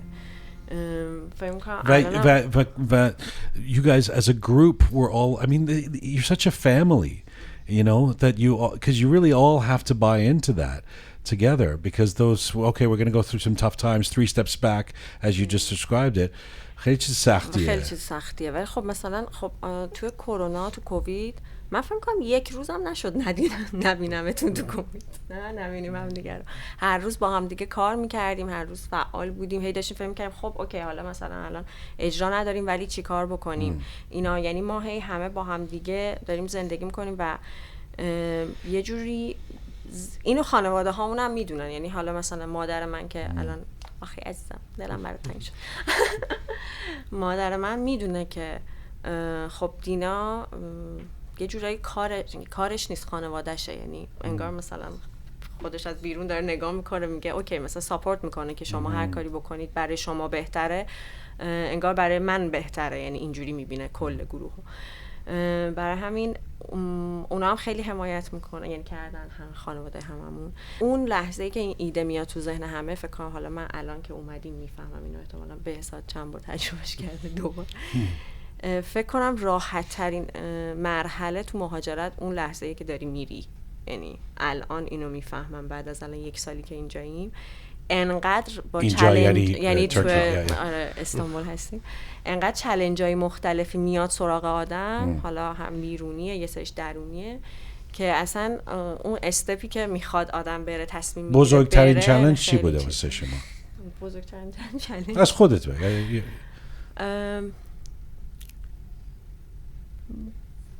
بزرگترینش خیلی چیز زیادی بوده واقعا، ولی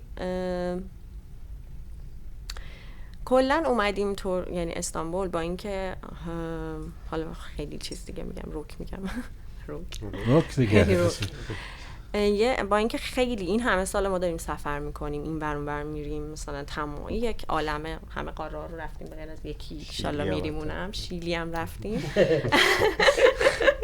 این همه جای مختلف رفتیم، با آدمای مختلف در ارتباط بودیم.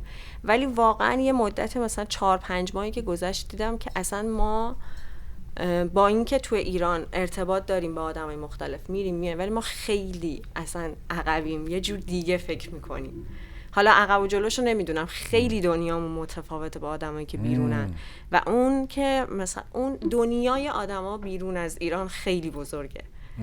یک جور دیگه همه، یه جوری از انگار بیرونتر میتونن هر چیزی رو ببینن و خیلی وایده دنیاشون. اصلا ما خیلی، یعنی من به شخص خودم این برام بزرگترین چالش بود. یعنی احساس کردم مثلا یه چیز دیگه هم قشنگه. بهزاد از شما میخوام همین سواله که از نظر شما چیه؟ اون واقعا سفر کردن چند روزه با یه جایی موندن حداقل برای من خیلی اون موقع واضح نبود تفاوتش، که من هر بار میرفتیم با سیامک حالا اجرا یا برای ویزا گرفتن چیزی بود میرفتیم، همیشه خب خیلی قشنگه دیگه، خیلی یه کمی تغییر کلن، همون تغییری که میگین سخته دیگه. آدم از یه جایی با همه داستانایی که هر کسی 20 سال 30 سال یه جایی زندگی کرده، مدت کمی نیست واقعا، خانواده‌ای داره اطراف، با همه ماجراها پا میشن میان یه جای دیگه. مهمترین مسئله به نظرم این بود که خب شاید اون موقع آدم باید خیلی راحت تر بگیره همه چی، کلا اتفاقی نیفتاد باشه در کنار همه اون چیزایی که واقعی هست هر روز باهاش زندگی میکنی. ولی خب واقعا شانسی که داشتیم این بود که ما گروهی اومدیم اتفاقا، یعنی هم سخت‌ترش میکرد هم راحت ترش. من اگر که این امکان نبود که با یه جمعی از دوستان که از خودم بیشتر بهشون اعتماد دارم، از همه همدیگر رو دوست داریم، اینقدر کار چفت شده تو این مدت زمانی که با هم کار کردیم، بچه ها همه میشناسیم همدیگر رو، اگه این شرایط نبود خب من هیچ وقت واقعا ممکن نبود که اصلا جرأت این تصمیم گرفتنم داشته باشم. ولی وقتی آدم پشتش، واقعیت اینه که پشتش گرمه به یک جمع خیلی مطمئن، بعد همه چی راحت میشه برات، در کنار اینکه کار سخت میشه 1 نفر تا 10 نفر جابجا شدن خیلی، ولی همونم راحت کرد واقعا خیلی. I think I remember seeing you guys in Istanbul last year when it had been like a month or two since you moved, and you were all in one house. Like the 10 نفر, you were like living together, really wanting to leave, get out, you know, find your own places. But it's a remarkable move. I don't actually know the answer to this question. I asked this innocently. Does this make it more difficult for you to play in Iran? Yes, it does. First of all, it's a cost-wise actually, because if now we are living there, and if someone wants to do a tour in Iran or a show, so you have to invite us there, then you have to pay for the airfares, blah blah blah, then you know that it's all is cost that is. If they are okay to do that, and I don't know, they can finance it.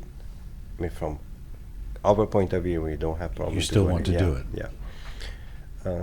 Yeah. Farzan, as Shoma before, if somebody is, we have a large section of our audience that listen to us and watch us in Iran. If they're listening to this right now, what's your message to them about wanting to come back and perform in Iran, even though you live in Turkey now? مسیج که زیاد داشتیم راجع به این موضوع که خب آیا ایران اجرا دارین ندارین چجوریه. ما هم که خودمون که به هر حال کلی خاطره داریم با اجراهای ایران، هر جایی که رفتیم همه هموطن و عالی و اجرای پر انرژی و نمیدونم باید چی بگم واقعا تو اون شرایط. شاید هم روزی بشه که در آینده تورهای گسترده‌ای تو ایران داشته باشیم، ولی در حال حاضر اصلا امکان پذیر نیست برای کسانی که کنسرت گذار هستند و برنامه ریزی‌هاشو انجام میدن. خیلی حس دلتنگی داره برامون و برای مخاطبان ما هم طبق پیام‌هایی که دادن باورپذیر نبود. یعنی فکر می‌کردن همیشه رستاک هست و فکر می‌کردن رستاک همه چیزش اوکیه میدونین چی میگم؟ یعنی در بهترین شرایط هست، هر وقت بخواد کنسرت میده و همیشه در دسترسه. و از بک موضوع رستاک خبر نداشتن. خب رستاک هم به عنوان یک گروه مستقل هنری برای برگزاری کنسرت چقدر مشکلات ممکنه داشته باشه، چقدر سختی ها داشته باشه و اداره کردن این گروه موسیقی مستقل چقدر سخته. اینکه در هر شرایطی بعضی کنسرت ها رو نتونی بری به خاطر حالا حضور، یعنی شرایطی که وجود داشت توی قوانینی که تو ایران هست، هر جایی یه قانونی برای خودش داره، قانون کلی نیست. و از طرفی هم خب بعضی از زمانهای سال مجبور بودی که کنسرت ها کنسل کنی. در واقع شاید بگم 3-4 ماه در سال، شاید 6 ماه محاسبه کردیم، 6 ماه در سال امکان اجرای کنسرت موسیقی وجود نداره تو ایران. و اینکه شما فرض کنید 1/4 از ایران. چرا؟ نمیفهمم. خب ماه محرم، ماه رمضان، آره، یا ماهایی از عید خیلی وقت آره، یا مثلا خیلی چیزهای مختلف هست و مردم از این اطلاع نداشتن و فکر میکردن که خب یه گروه موسیقی هم میاد یه کنسرت میده. ما حتی اجراهایی بود که تمام مجوزهاش گرفته شده بود و میخواستیم بریم رو استیج، 1 ساعت قبل از کنسرت کنسل میشد، یا مثلا خیلی وقتها از ماها قبل یه برنامه‌ریزی میشد برای کنسرت، یک اتفاق اجتماعی اتفاق میافتاد که چند تا کنسرت ما کنسل میشد و ما وسط این ماجرا قرار میگرفتیم، نمیدونستیم چه تصمیم بگیریم هرچ. و کلا این چیزا وجود داشت، ولی با همه این اوصاف همیشه اجراهای ایران برای ما مهمترین بود و هست. و البته مردم ایران و هموطنان هر زمان بیان، خب ما در ترکیه هستیم و در خدمتشون هستیم. من یه چیزی میخوام ببخشید اضافه کنم و فارسی هم بگم چون خواهش می‌کنم. گروه رستاک شاید من حداقل تا الان ندیدم هیچ گروهی، حالا من چون میتونم از بیرون این حرف رو خودشون هام بلند، اینه که گروه رستاک بچه‌هاش فقط موسیقی رستاک رو کار میکنن. اگر زمانی هست تحقیق میکنن، اگر روی هر چیزی که هست، اگر تحقیقی حالا هست، اگر چیزی سعی میکنن خودشون رو اکویپ کنن با یه چیز دیگه. مثلا مجید میاد زحمت میکشه اون بخش چه میدونم صدا برداریشو تقویت میکنه، حتی خیلی کارا رو ضبط میکنه، میاره اینو تو چیزای جدید یاد میگیره. بهزاد به یه نحو نمیدونم اکبر میره کار مثلا تصویر میکنه، ما الان تقریبا همه کارمون خودمون ادیت میکنیم. این چیزا توی گروه است. یه گروهیه که اینجوری نیست که هر کدوم برن توی یه گروه دیگه بزنن، یه درآمدی داشته باشن یا بره تدریس کنه، که اصلا ما همیشه مخالف این بودیم چون تدریس خیلی وقت میگیره از بچه، یا این کارو بکنه اون کارو کنه. پس عملا همه چیزش، همه زمان این اشخاص میره برای تحقیق و همین کار، یعنی هیچ چیز جنبی دیگه ای نداره. که رو این حساب این خیلی اینو خواستم خیلی بگم چون خیلی این تصور ندارن. خیلی از گروه ها حتی خارج از ایران هم ما میبینیم گروه های شبیه رستاک توی مثلا ترکیه، اونا هر کدومشو توی گروه های دیگه میزنن و اصلا اینجوری نیست که صرفا ددیکیتد باشن هم به این. یکی هم این که این خیلی کلیه، این که هیچ کسی موسیقی رو در ایران به عنوان یه شغل و بیزینس نمیبینه. یعنی مثلا شما یه اتفاقی میفته، میگن فلان چیز، اینا یه عده میگن خب چرا رستاک باید اجرا کنه بعد این اتفاق؟ در صورتی که شما به یه پزشک نمیگی چرا تو بعد این اتفاق میرید مثلا عمل میکنی، مثلا خب چرا نباید، یا مثلا چرا چه چیزی هست که، یا حالا مثلا من نمیدونم خیلی وقتا هم میگن سلبریتی ها اینجورن، سلبریتی ها باید اینو بگن اونو بگن.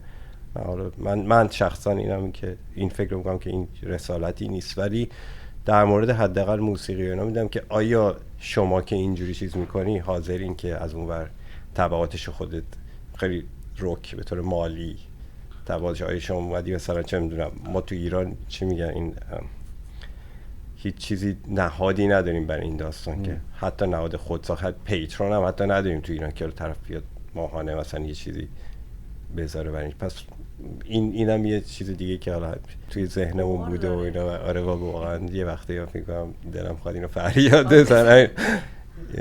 مرسی. I appreciate that. دینا جون می‌خواستی همینو خواست بگی؟ کامل. The manager stole your words. No, great minds think. کمانچه میزنی شما؟ نه دقیقا همینه. انقدر که این موضوع برامون بار داشته، مخصوصا از قبل از کووید یه سری اتفاق افتاد و بعدش هم خورد به کووید که ما هی اینو تجربه کردیم. خیلی دلمون مونده بود.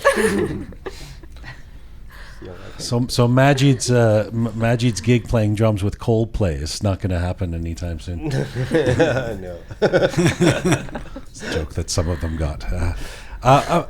It is such an honor and a pleasure to have you guys in the Roqe Studio. I know that Farzan and Bessa, the dynamic duo brothers here, are going to honor us with a little song live in the Roqe Studio, and I'm excited about that. But before we get to that, let me a final question to all of you. We'll start at this side, and then we'll go to the Ustad Siamak at the end there. And the question is, where would you like Rastak to be? What's something you would be excited about for Rastak to accomplish in the next 5 years?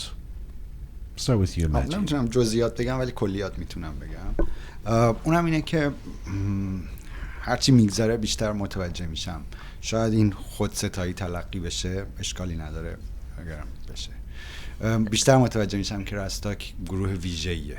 چیزی که دوست دارم تو 5 سال آینده برای رستاک اتفاق بیفته اینه که به جایگاه واقعی، نه بیشتر، حالا اگه بیشتر بشه که خب چقدر خوب، ولی از تمام امکاناتی که این ویژگی برای رستاک ایجاد میکنه بتونه رستاک استفاده بکنه، معرفی بتونه بکنه خودش رو به فرهنگای دیگه، به مخاطبان دیگه.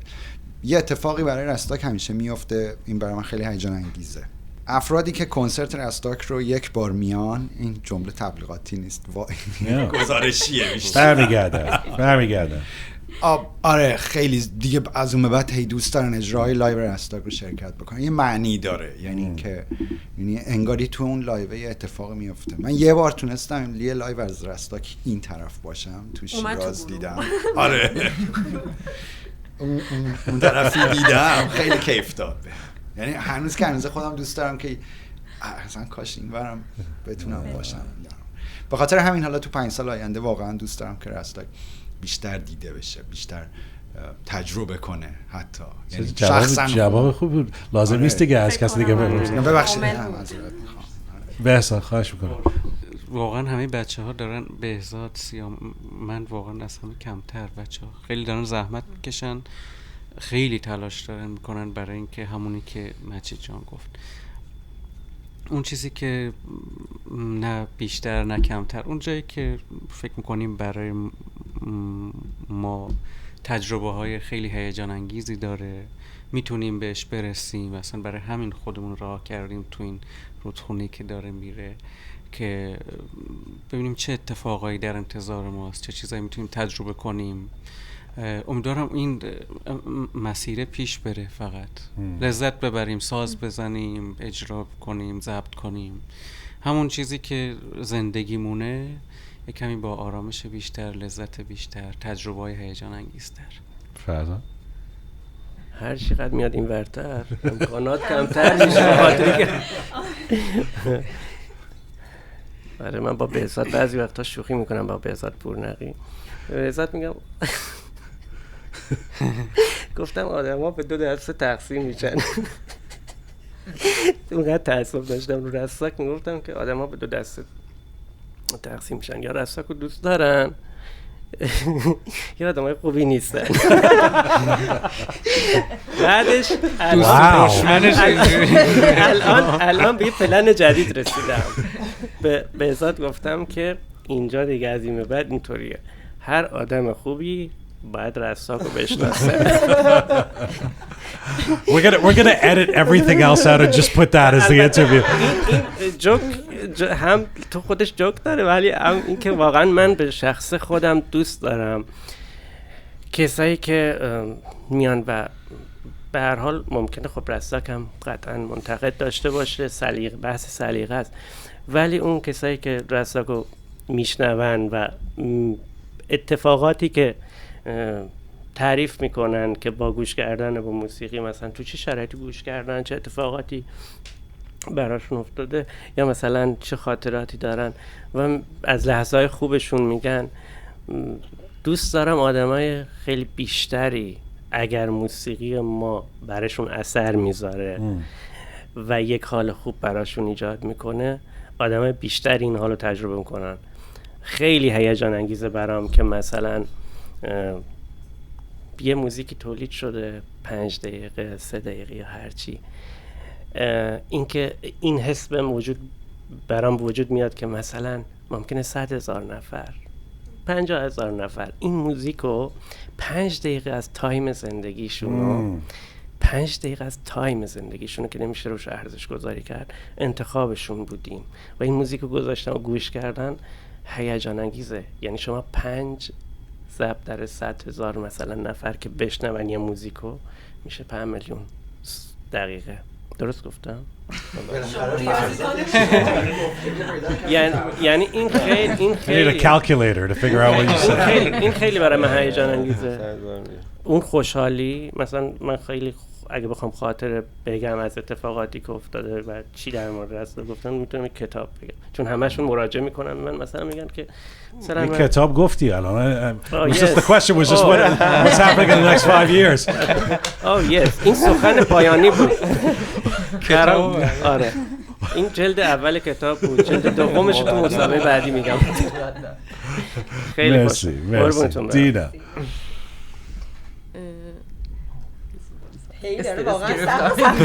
خب لازم نیست. You don't have to beat them. You could just say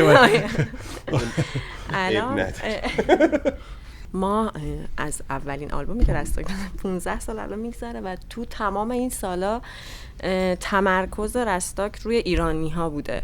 یعنی ما هیچ وقت هزینه ای نکردیم برای اینکه رو آدینس خارجی بخوایم تأثیری بذاریم یا اونا رو جذب موزیکمون بکنیم، ولی این اتفاق خود به خود افتاده.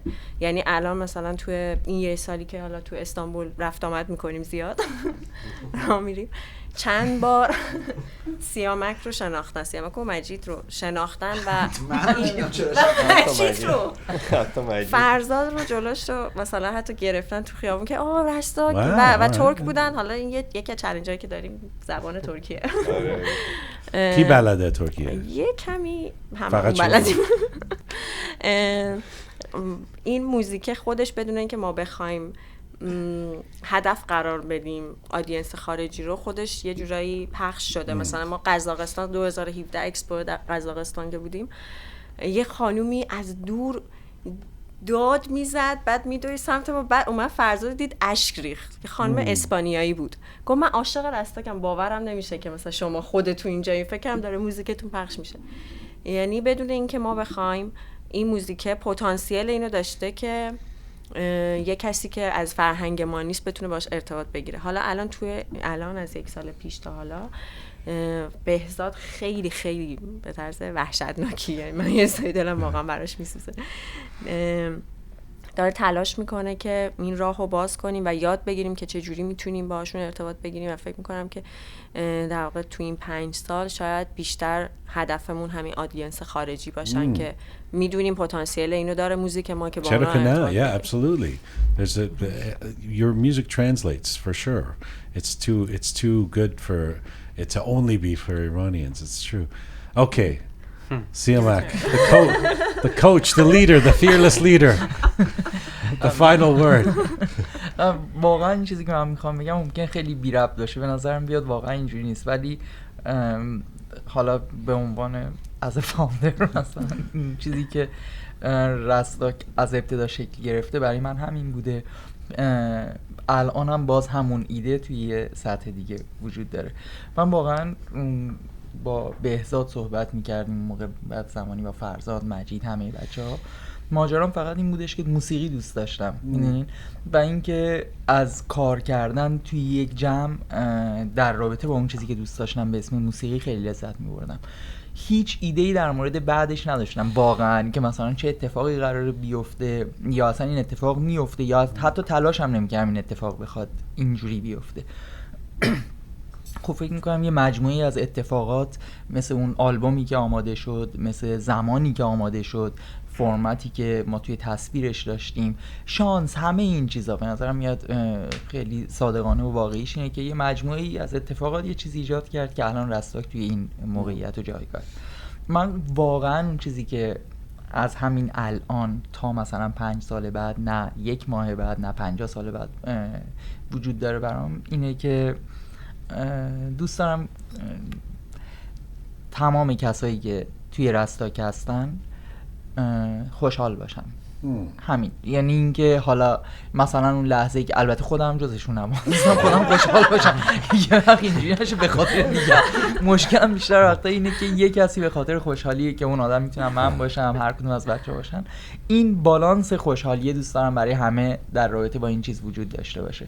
مثلا اگه از روی استیج میایم پایین من عصبانی نباشم، فرزاد خوشحال باشه که مثلا ولی کلا توی زندگی که خواهی نخواهی زندگی شخصی هم خیلی مربوط شده به رستاک، چه توی زندگی شخصی که حالا حوزه‌های مختلف داره، حوزه نمیدونم احساسی، مالی، نمیدونم جایگاهی، هر چیزی، اجتماعی، هر چیزی توی این حوزه، تا اونجایی که من در مورد هر کدوم از بچه‌ها میدونم و در رابطه با رستاک دوست دارم خودم و بقیه خوشحال باشیم.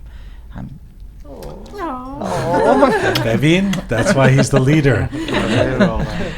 این بخش رو من گذاشتم سیامک بگه.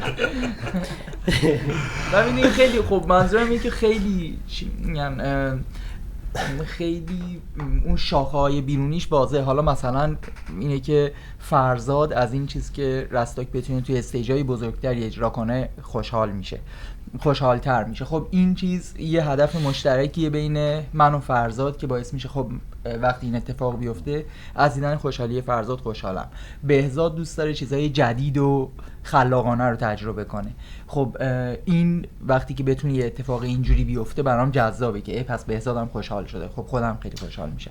هر کدوم از بچه‌ها یک حوزه‌ای دارن که اون هدف مشترک میتونه باشه. ولی یه چیزی you're single, right? بله. And Dina single and Behzad and Majid.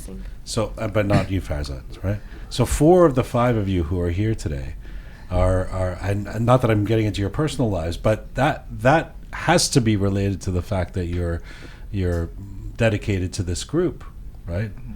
That's it takes a toll, you know. You're married to the band. One thing about Majid, you're married to Siamak. You're okay with that? اگه باز همینجوری پیش بره. I think one thing about Siamak is if he wasn't a musician, you could make a great HR manager. Wow. Listen, for sure. I said this last time that you guys were on the show, but the way to keep a family together.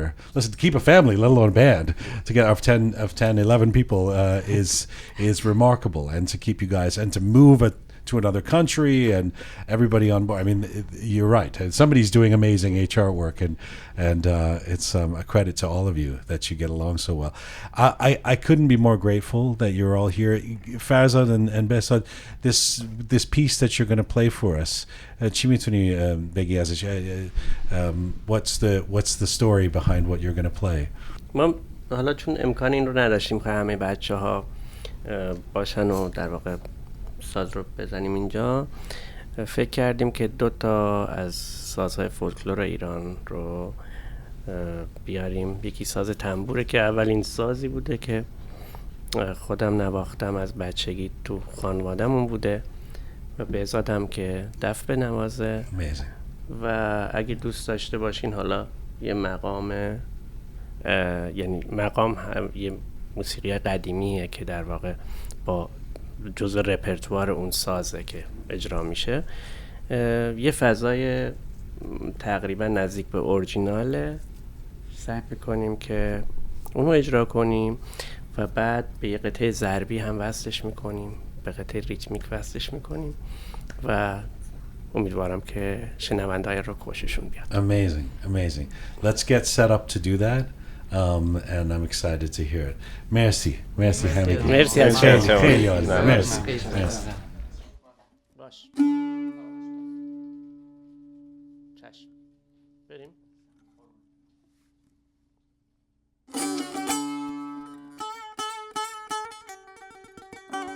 شروع کنم.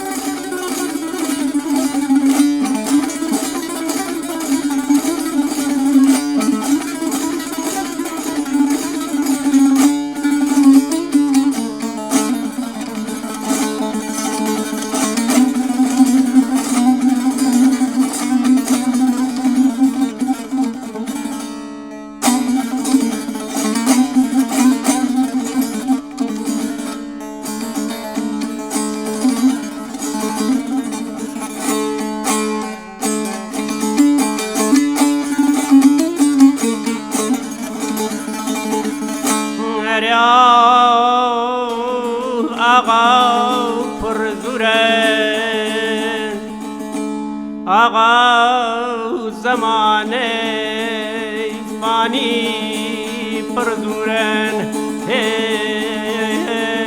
یانه درین مخانه خبورن جسد نحسار راسی و دورن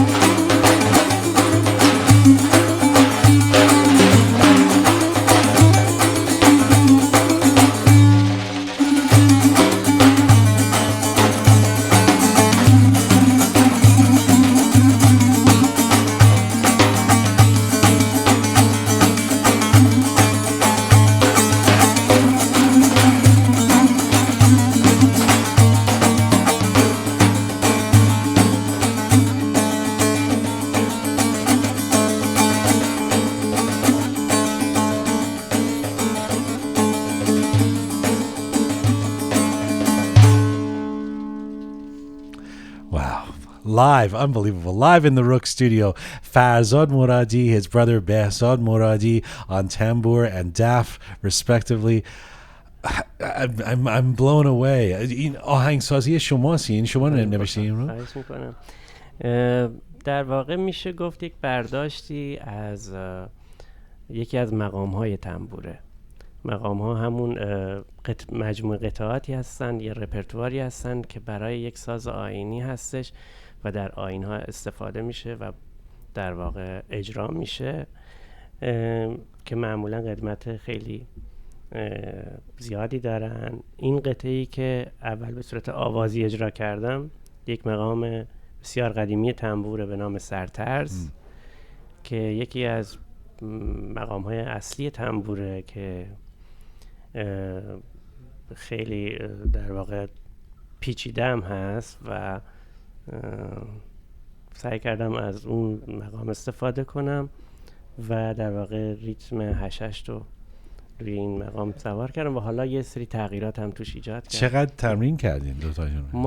من قطعه رو معمولا تکی می‌نوازم. بهزاد جان الان دیگه اونقدر شنیده دیگه قطعه رو من زدم خودش، ولی تمرینی نکردیم و همینجوری به داهه بود. واو. شما هم که اون دف اصلا من خیلی سال بود اصلا دف نمیفهمیدم، گفتم این چیه، این ساز نمیفهمم، یعنی قدرش نمیفهمیدم، ولی وقتی که شما رو میشنوم میفهمم چقدر این how you can use this instrument. It's unbelievable. مرسی، لطف، خوشحالم که اگر که این حسو داره برای شما دف. برای شما خودتون باید خودت بزنی، کس دیگه قبول ندارم. مرسی، بازم مرسی. خیلی ممنون از شما که دعوت کردین ما رو، باعث افتخار ما بود در کنارتون بودیم و خوشحال شدیم. بریم آرسنال نگاه کنیم. آره آرسنال هم خیلی خوب رفت جلو. ببین ترانسفر مارکت هم خیلی کارهای خوبی کردیم. همون اوایل که بازی بودش من گفتم این تیم به جای خوبی میرسه. گفتی راست. مرسی بچه‌ها. Rastak, بچه‌های Rastak, an internationally recognized Iranian roots and folk ensemble that of course in the end was Farzad and Behzad. Their latest album is called Dance with Rastak. Rastak band have joined me here live in the Roqe Studio. Shaya, you know, watching Farzad on that instrument, those fingers, I am just, I'm, you know, it's like when they say about great guitarists, he can make the instrument talk. You know, it's amazing watching him. I can't wait for us to post the video of that. Yes, and I wish they add more improvisation like this to their show actually, because I really love. Because they're that good, they could do it. They're amazing. Yeah. Amazing. Thanks again, Rastak. Thanks, guys. This is full time for Roqe for today. What a show it's been. Pannie Kianzad, Rastak. Thank you for listening. To check out all things related to Roqe, go to our website, roqemedia.com, roqemedia.com. There you can link to all of our previous episodes, our guests, our funnies, our videos, etc. And you can press the support us button to become a patron, regular little contributor to Roqe, which we really appreciate. Thanks to the amazing team who put this show together each week. Savi Roham, talented Anahita, the fabulous Kian, Super Parisa, Smart Pega, Alay Mehtad, Captain Reza, and Groovy Shaya. Thank you to all of you out there for supporting us and sharing our content. Please subscribe if you haven't done so already. We appreciate that on any of our platforms. Find me on Instagram at Jian Gomeshi. Mizun Bashi.